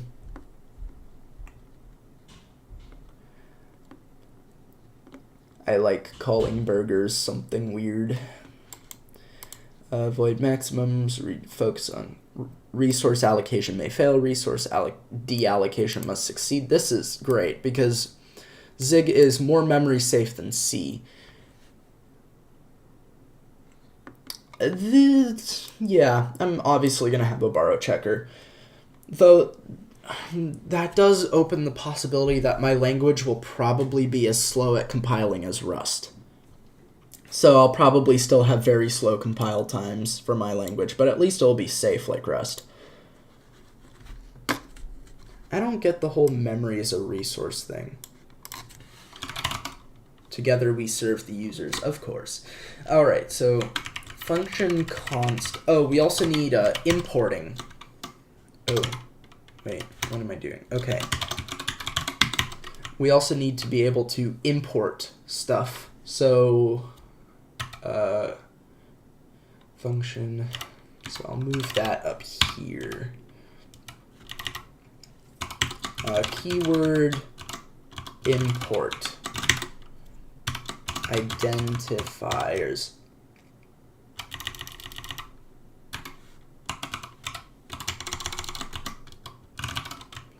Import. Oop. What the heck did I just do? Alright, so import. So one thing I don't like about Rust, like I get why it does it, and I might actually do it, but I'm not sure yet, is the fact that Rust uses the use keyword instead of the import keyword. Like, I think import is intuitively what programmers think of, and also import is the standard. Rust is kind of the only language that uses use instead of import, but, you know, I might do use std. Use reads better. I don't know. I kind of like import more, though. Because this language is syntactically going to look a lot like Rust, so it's got to have something to distinguish it out at first glance. Oh, that's what this is. So, okay. Back to the parser. So, okay. I'm going to handle token type keyword import.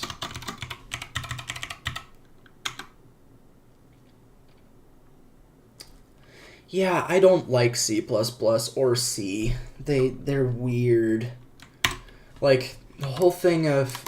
But C++ also doesn't give you granular control. Like, you have to say using namespace std instead of just, like, use std. I don't like it. It's like using namespace std. This is ugly as fuck.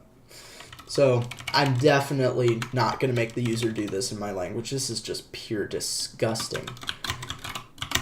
Also, header files. There's no way in heck that I am letting it... There's no way in heck that I'm using header files in my language. Yeah, C++ is a mistake. I have someone in my Discord server who likes C++ and they stand by it. They also like Rust, so I'm not mad at them, but I don't know why they like C++ so much. C++ is 100% a mistake.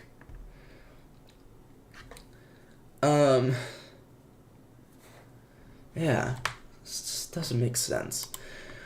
Also, header files in 2024, really? No. Header files my ass. No way. Alright.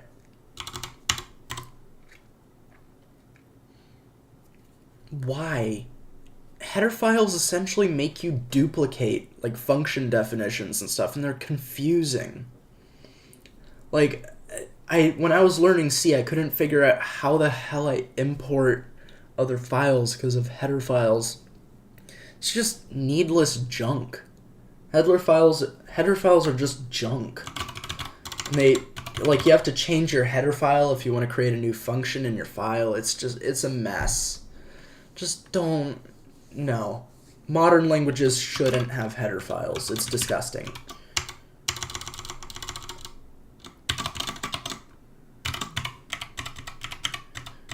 Return error parse error.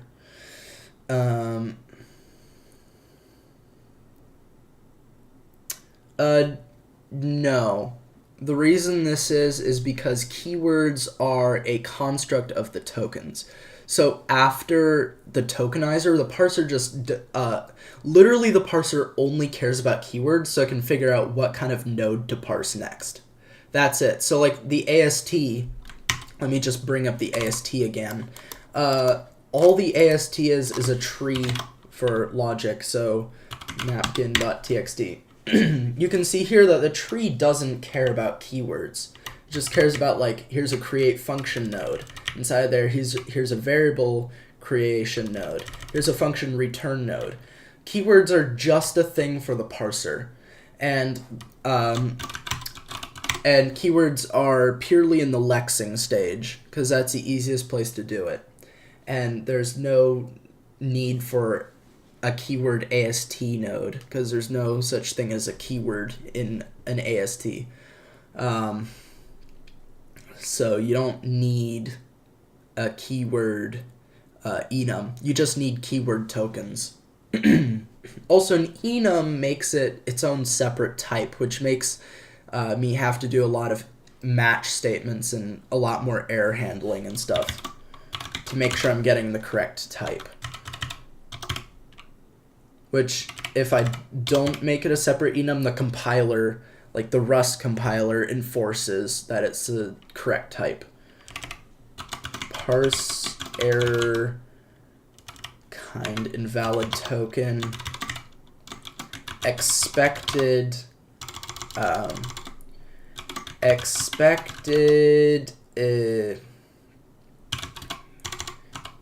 expected declaration keywords, or actually it's just going to be keywords, so that makes it convenient. Expected keywords declarations, expected declaration keywords.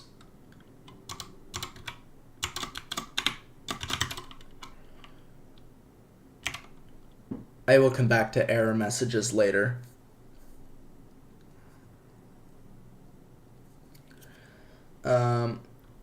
And this will be at the same location as the token. I've tried to get into Emacs, but honestly, I can't, and it's for one simple reason. Emacs, even though it feels like a terminal text editor, it isn't a terminal text editor. It's a GUI text editor. Like, Emacs is literally a GUI. I get that it's all powerful and stuff, but what I care about is the fact that I can run my code and edit my code from the same terminal window. That's what I personally care about. And, like, when I run my code, it's...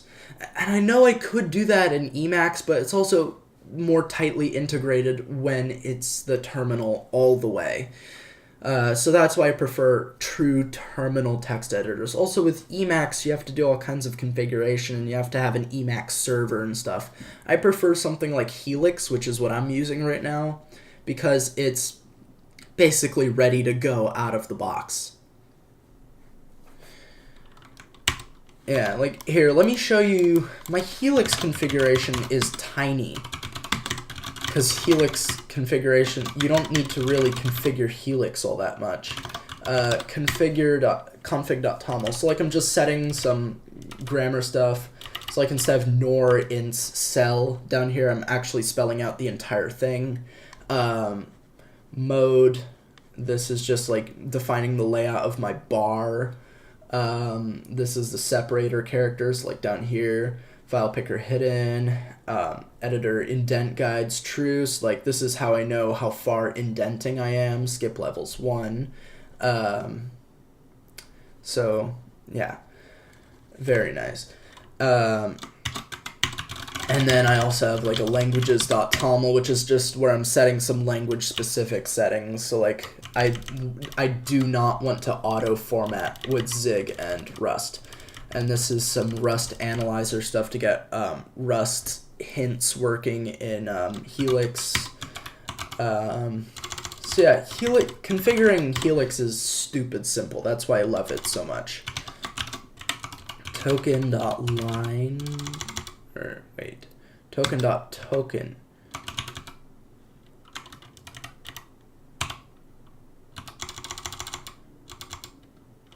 Wait a second.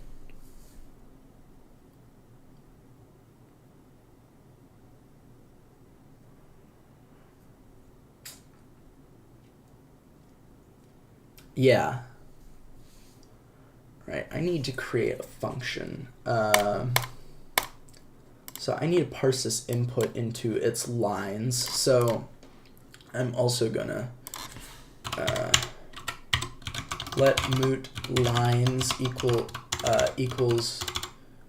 misc use crate misc misc inspect. Yes, because, all right. Yeah, I've tried Emacs. Oh wait, I already read that. Yes, because you can't expect all the variables inside the source code of the editor and functions used in the actual source code of Random, but I see your point. Helix is ready to go. Inspect. Oh, here's another thing I really like about Helix. If I want to view documentation on something, I can press space K on it. So like here's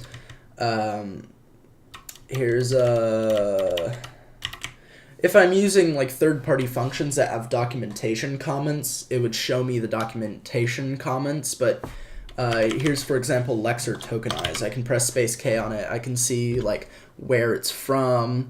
I can see what arguments it takes, what it returns. It's super nice. Space K is extremely nice. Misc get line sizes input.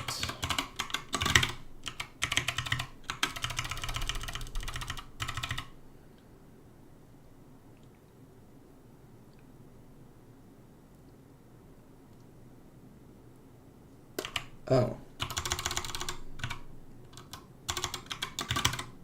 What? Token dot. Hold on. This is weird. Oh. Lexer.rs struct token. So I have token type. What type is this? Why is it failing? Oh. Oh, I see. Okay. I forgot to actually return this value. So I'll remove that semicolon. I'll just do token. There, problem solved, and I can do dot token.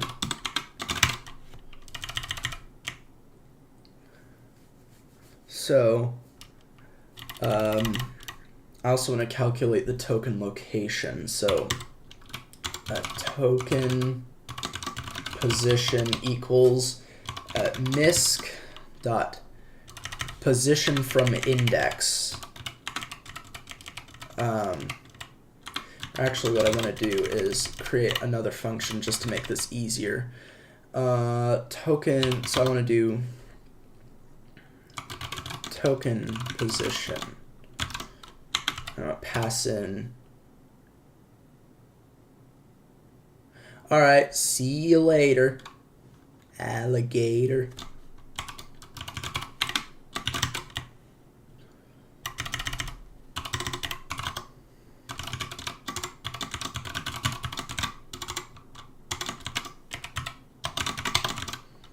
Alright, that is going to return usize. Let's go. I want to get, I want to token,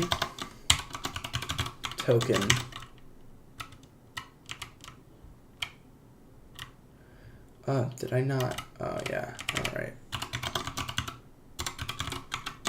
Token. I want to essentially lines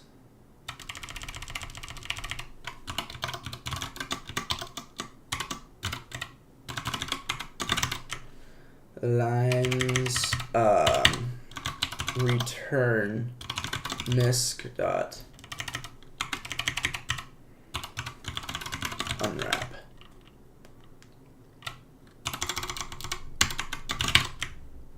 And this will take index input stir with lines. Lines token dot span dot start. So that will return the token position.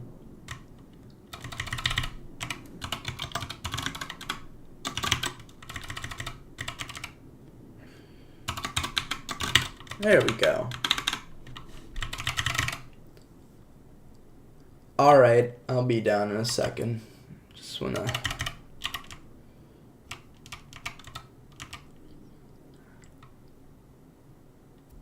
For the uninitiated, it might be a little confusing. That's my dad in the chat, so he's just telling me at 6 p.m., which is good information. Expected declaration keyword. Get the token position. I'm, my dad is so good. I mean, you don't really know him very well, but, good assumption. It's kind of funny how people call people cool even though, like, they really don't know each other.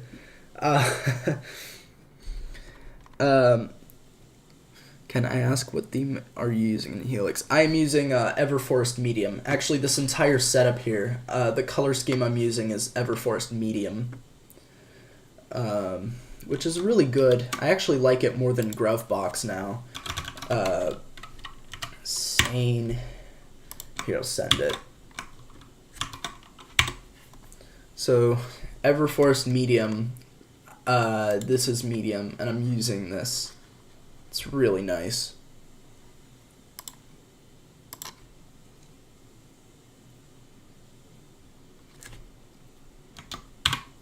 Alright. Keyword. So when we get to here,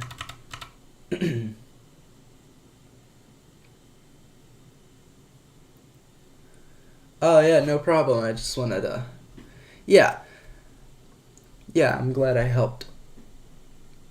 Alright, keyword function. Oh! I just realized I don't need curly braces because this won't be a ton of code. I can just do parse function. Parse fn. And this can just alright.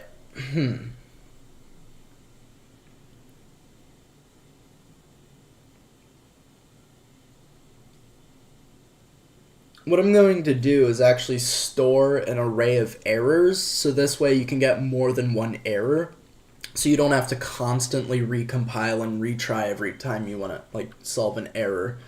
So what I'm gonna do is I'm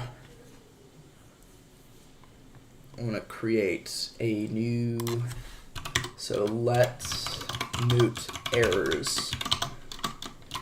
It's gonna be a vec of parse error. Vec new. And this will be a vec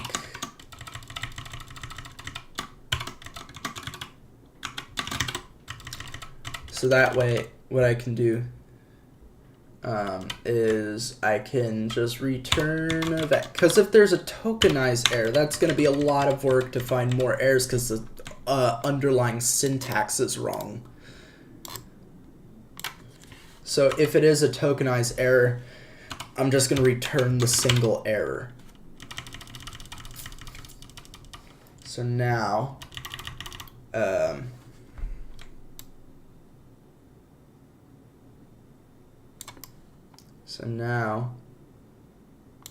this would also be a single error.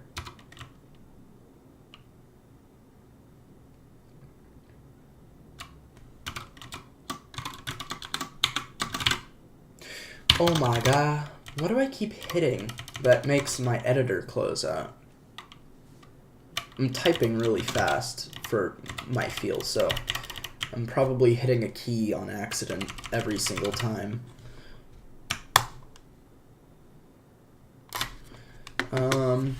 Function expect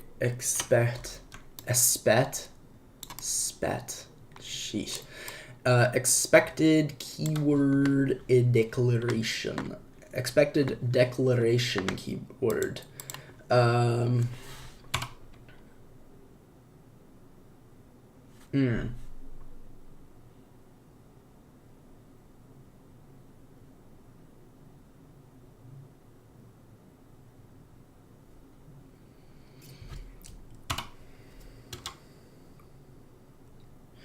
So I will do errors.extend. Errors.extend.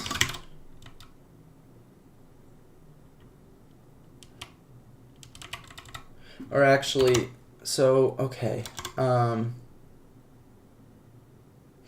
will worry about the vector errors later, actually, because that will just make things hard too early. Did you create the theme yourself? Don't see the medium variant by default. No, I did not create the theme. Sanhi. Okay, so to find the medium variant, you have to. So okay. Oh my God, no! Stop! Stop! To find the medium variant, you have to scroll down. And it's just right here, and you click it. That's it. There's also a hard and a light. The difference between hard, medium, and light is the blacks, like the background colors, are just slightly different in contrast. You can kind of see that reflected here. So like, here's hard, here's medium, here's light, or soft.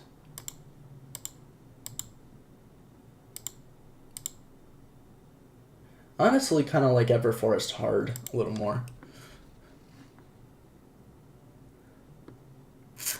Oh, you want to use my Helix theme. Right, okay. Helix config. They would be stored in themes. So like here is Everforest Dark Transparent. This is the Helix theme. It's just 134 lines long.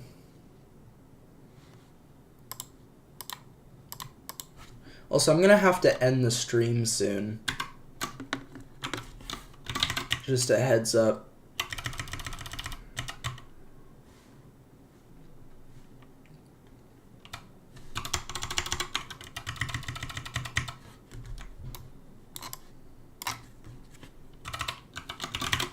I just want to get something somewhat working before I do.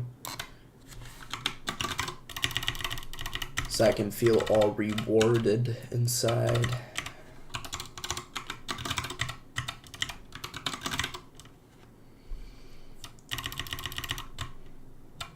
Parse function. We also want parse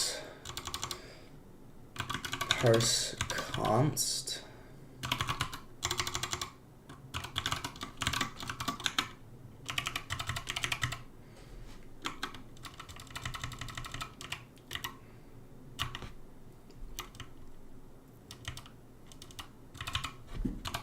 And parse import. So I need to do ast.nodes. Oh wait, did I make it a private? All fields must be public.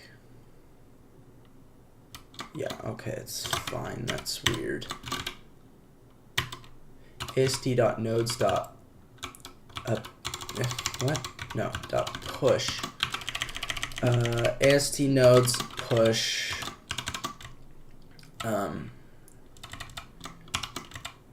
ast node new.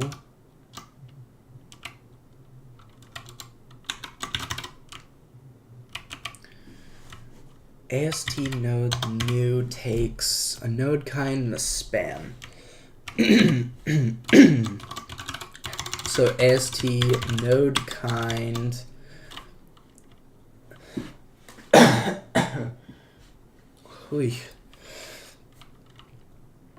declaration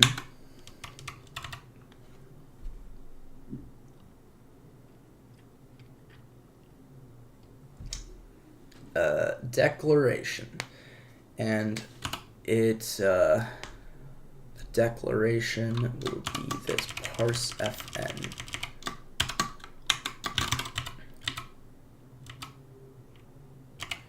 And then it takes the span. And the span will be, okay, how could I mathematically figure this out? The span will be, so parse function will eat tokens, so the span will be,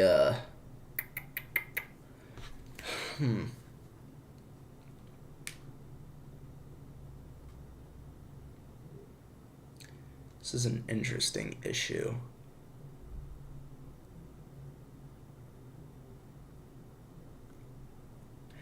Oh, why am I doing it like this? I could just have all the power without any of the complexiveness just by doing parse fn question mark, and I can just pass in the AST and the tokens. And moot AST, moot tokens, and moot AST, moot tokens. And I'll also pass in other information like the lines and the input. So input lines, so input lines, input lines. All right, I'm gonna take a break to go eat something downstairs. I will try to be back because I do want to sort of finish this up, at least push it to the Git repo. So I'll be back.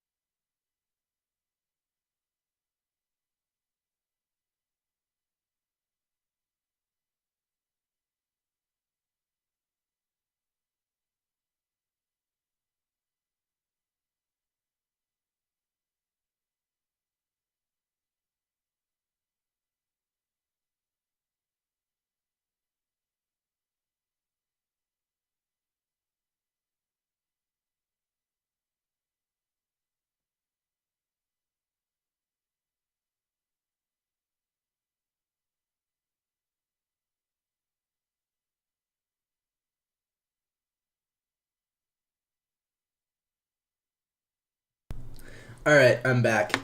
I had to go down. I went downstairs to eat food and I had to put on pants. Okay. Back to the parser. Also, I have to get off at 7 o'clock. It's 6:25 for me right now.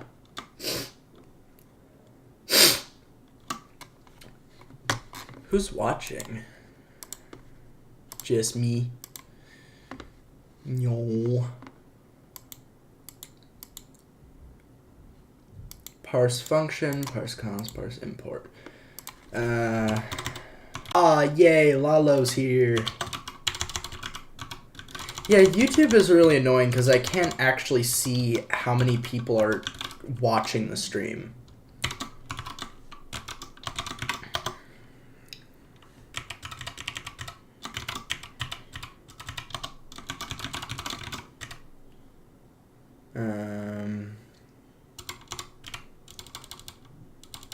Result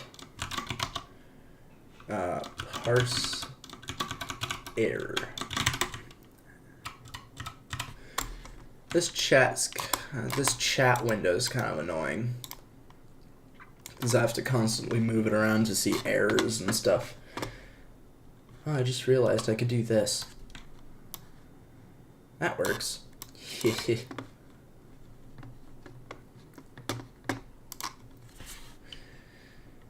I should keep that in mind. I should do that next time. Alright. So, okay.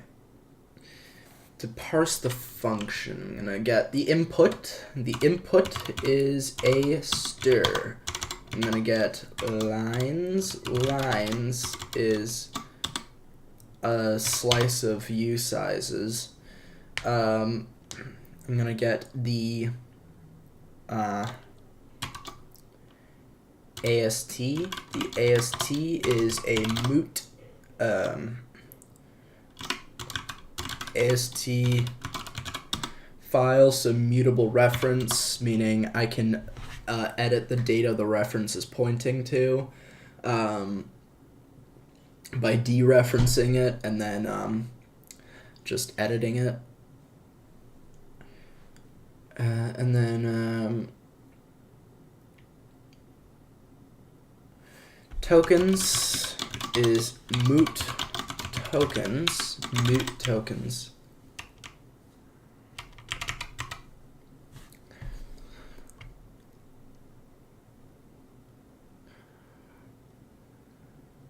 What's wrong with Helix?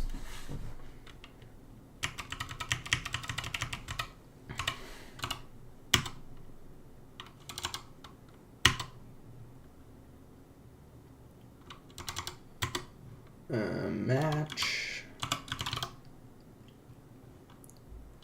tokens dot peak.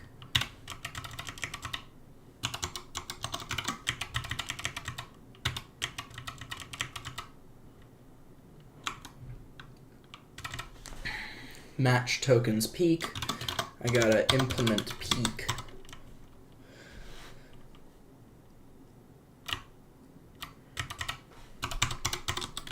Pub function peak self option self dot tokens dot get 0.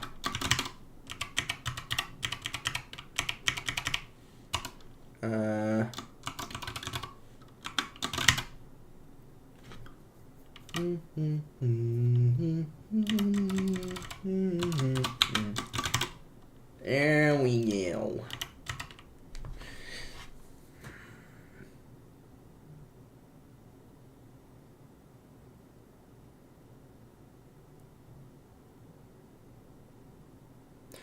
Oh, yeah, no, you can set your own Helix keybinds, but yeah, for my config, since it has a custom theme system, before you start Helix, you have to run the hx dash.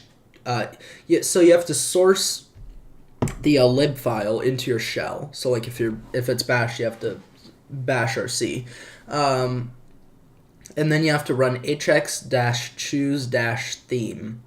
And then choose a theme, and that will init the theme, and then you can theoretically use Helix. You also need to have Rust Analyzer and stuff installed. So I recommend just making your own Helix configuration from scratch. That way you know what's going on.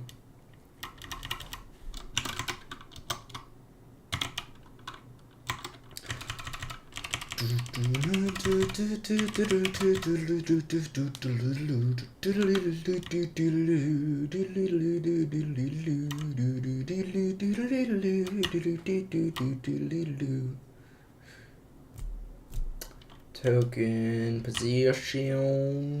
Oop. Alright, let's see. Expect. Invalid. Expected token.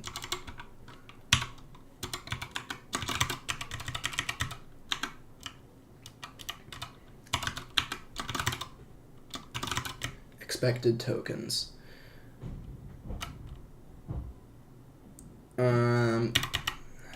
Peak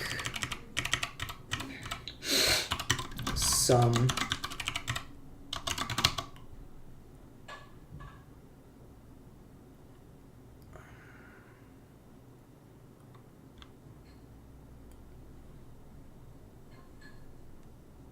Is peak the right method name?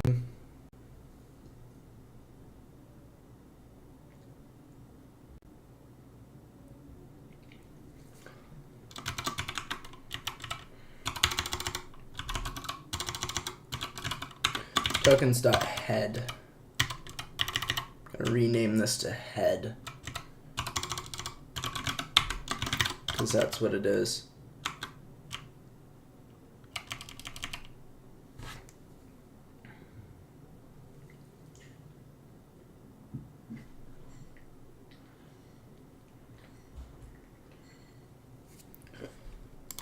And I also need a dot length. So len usize is self.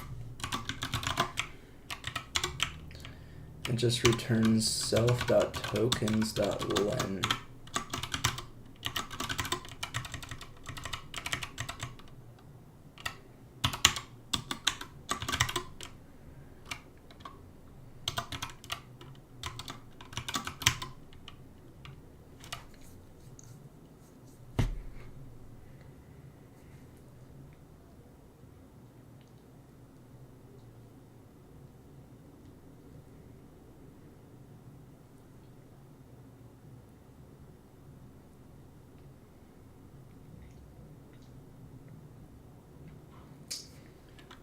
Some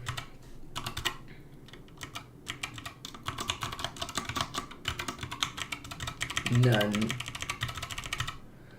Okay.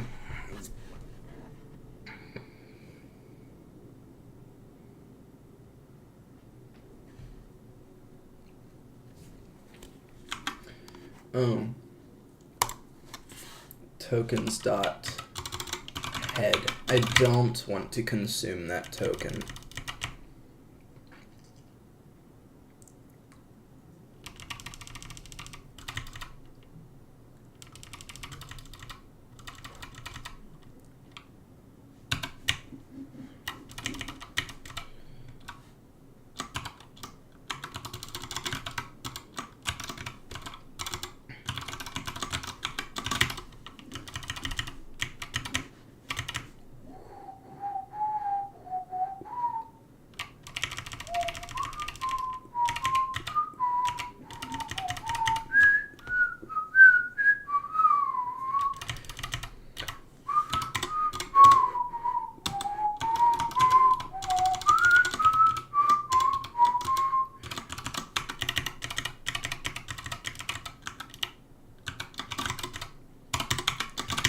I really want to listen to a song.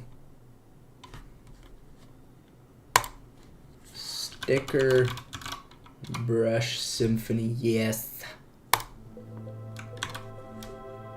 Let me just make sure this isn't too loud.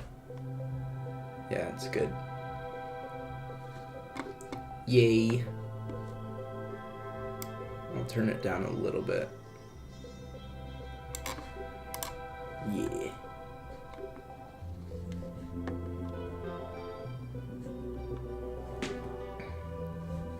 What? Oh no, Helix doesn't use Lua. It uses Tommel. Also, I'm not sure if you meant Helix or this. This is Rust. This is Rust code. I'm not programming Lua. I hate Lua because it is super confusing and it starts indexes at 1.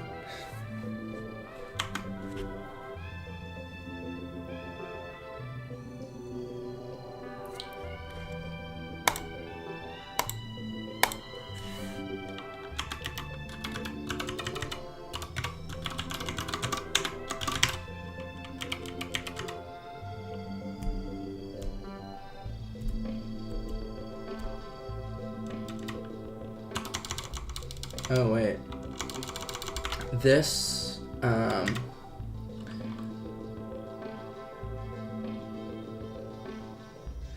no, Lua's more than JSON with variables. JSON's a configuration language. Lua's a programming language, but yeah. JSON is used for storing data. Lua is used for actually writing programs and configuring things with a program versus configuring things with data. Also, did you know that data is plural for datum? The singular version of data is literally datum with an M. D-A-T-U-M.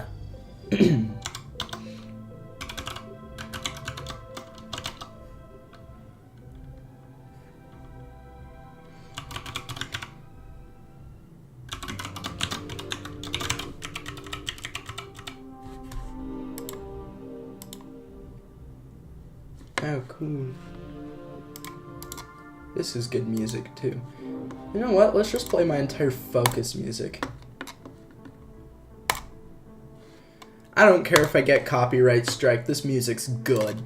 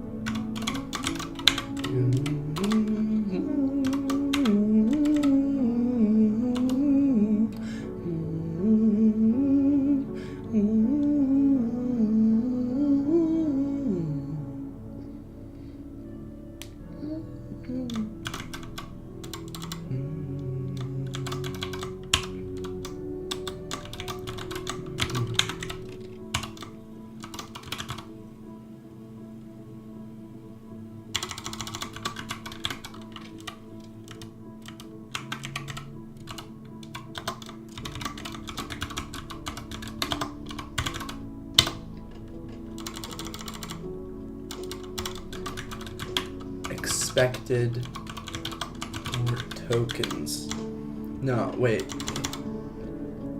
Expected more tokens.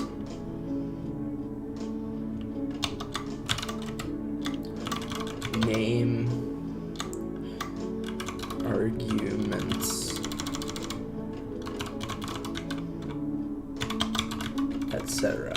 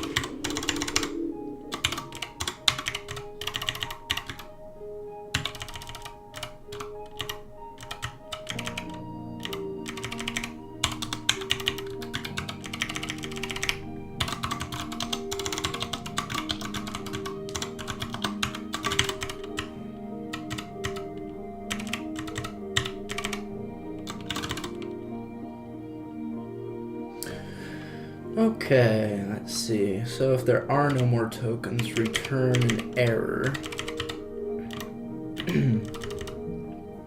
And then,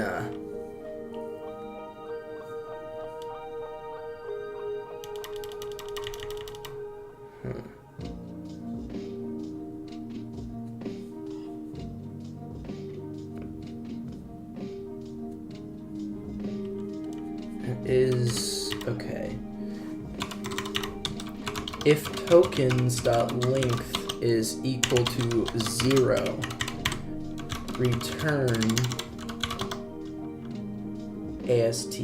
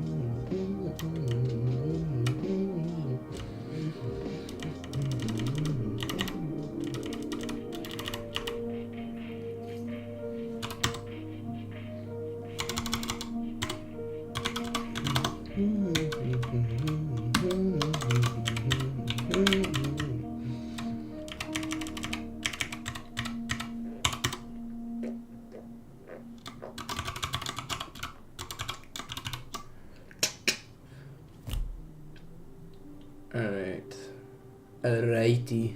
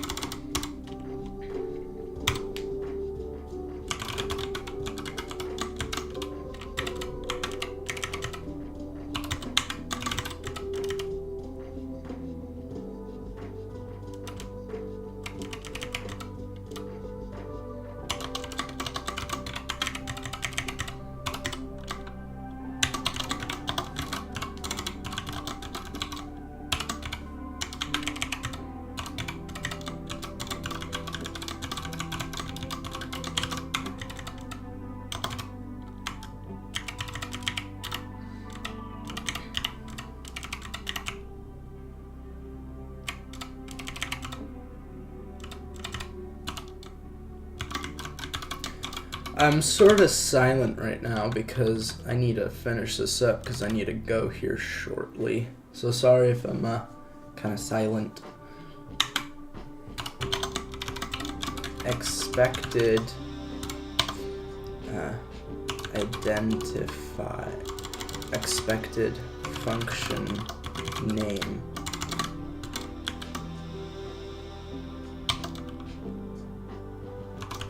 Found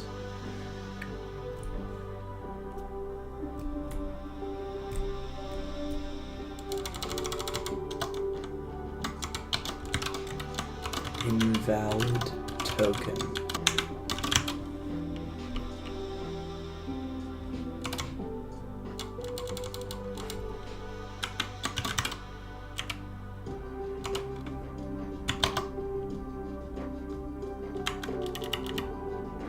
S.token, I need token position S and then lines, slines.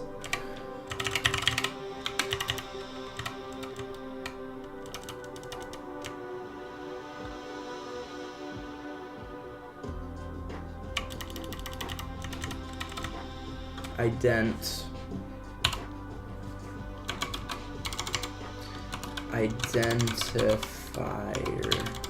No, I'll just call it name. And I also want to create this up here. Let moot node equals ast dot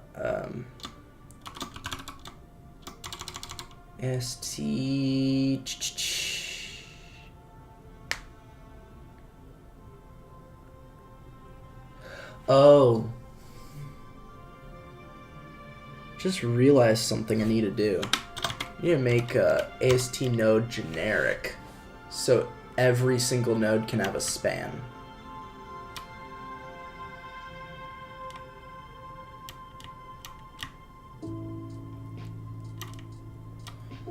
Node.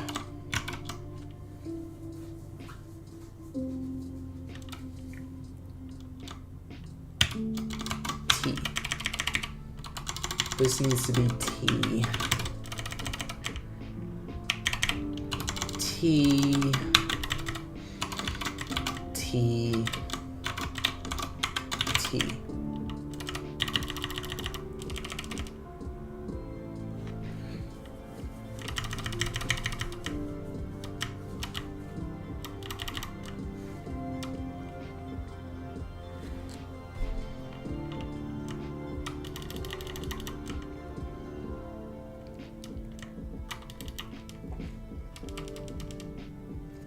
Vec node, node kind.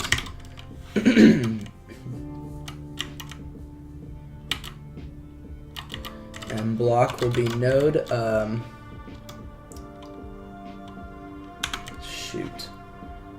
It will also just be node kind. Okay. Constant expression, constant creation, a node,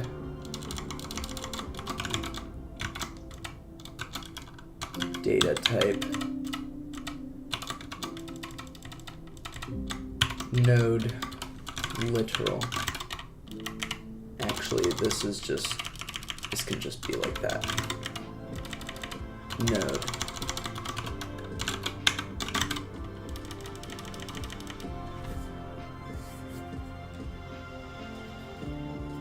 Data type, and this will be a node block.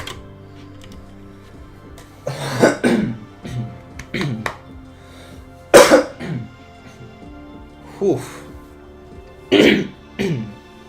Something stuck in my throat.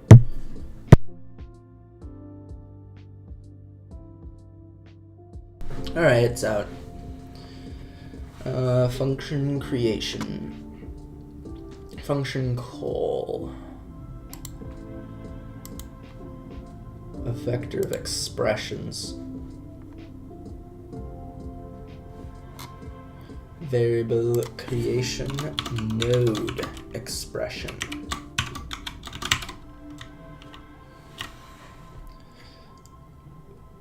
So now node is generic and can be used anywhere.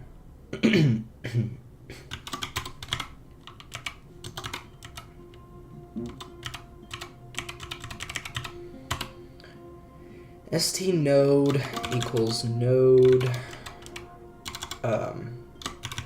new.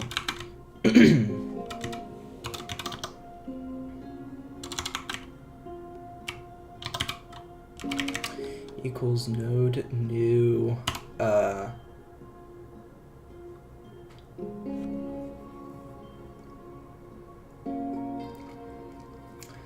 this will be ast function creation span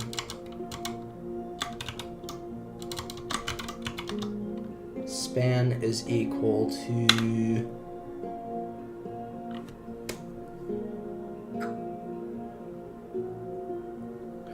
oh, that's why I can't make node generic.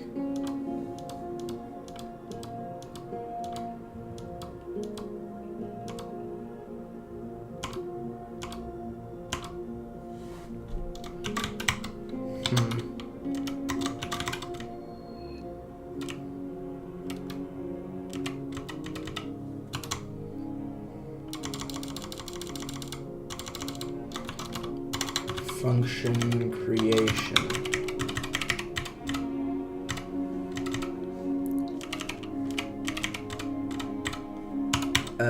Name string new arguments vec new data type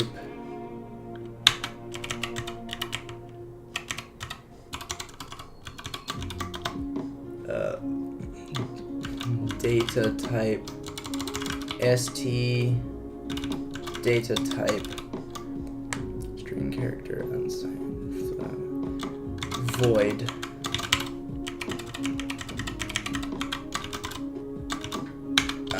it will be a data type of void and alright.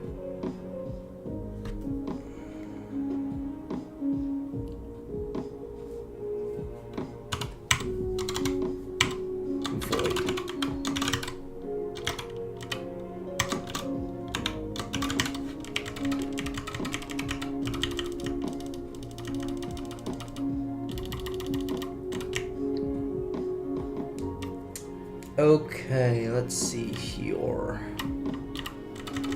Oh, and body.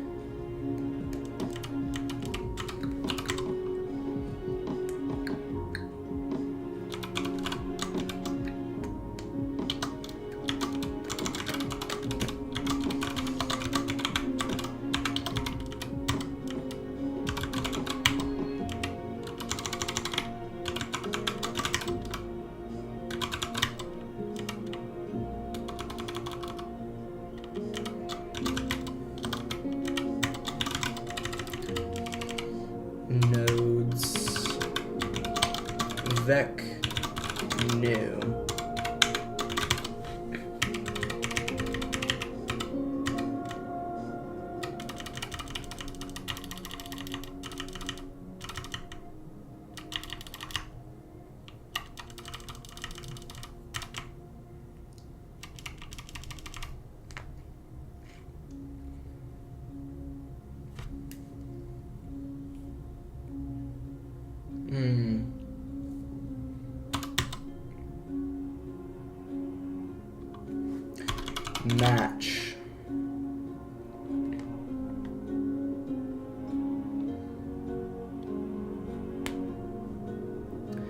match tokens dot head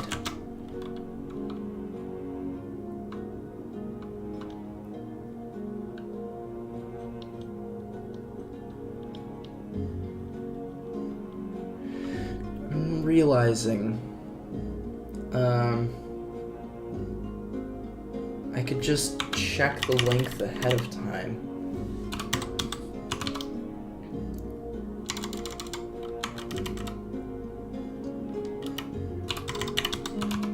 If tokens.length is more than or equal to how many terms are in. Oh, but no. I need.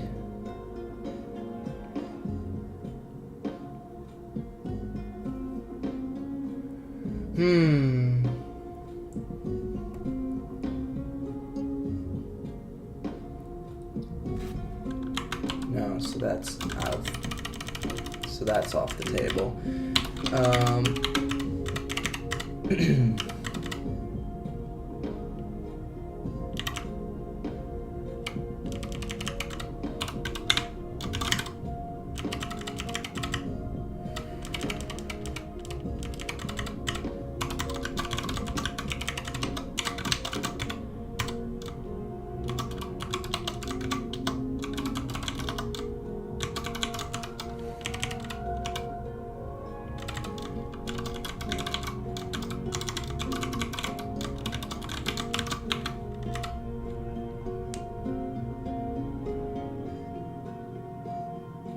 Wait a second.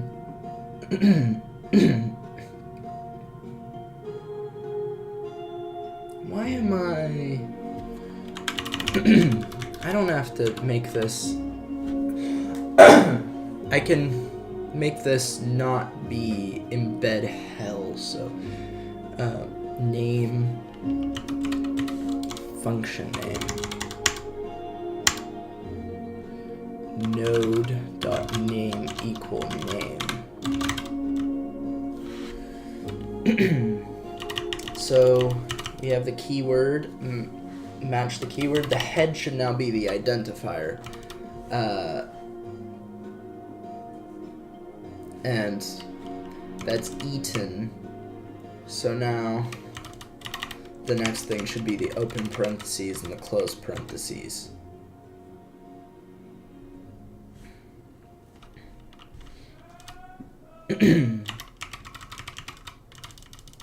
Alright, I need to do, because I need to go. See ya, guys.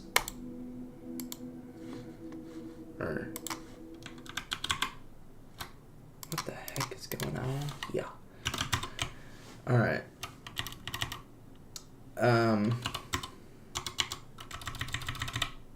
Println continue working on parser. Parse fn.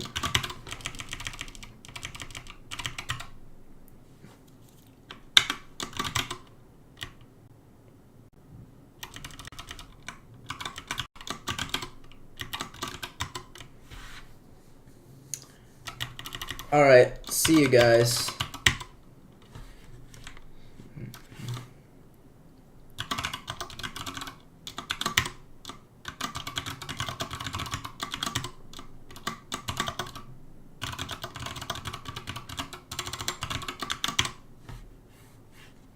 Oh, I can't edit. I can't edit. No!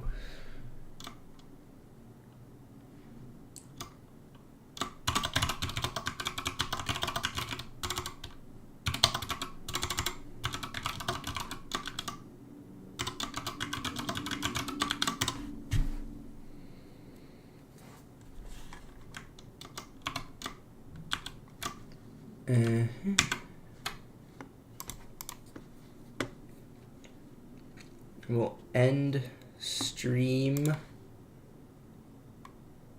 See ya.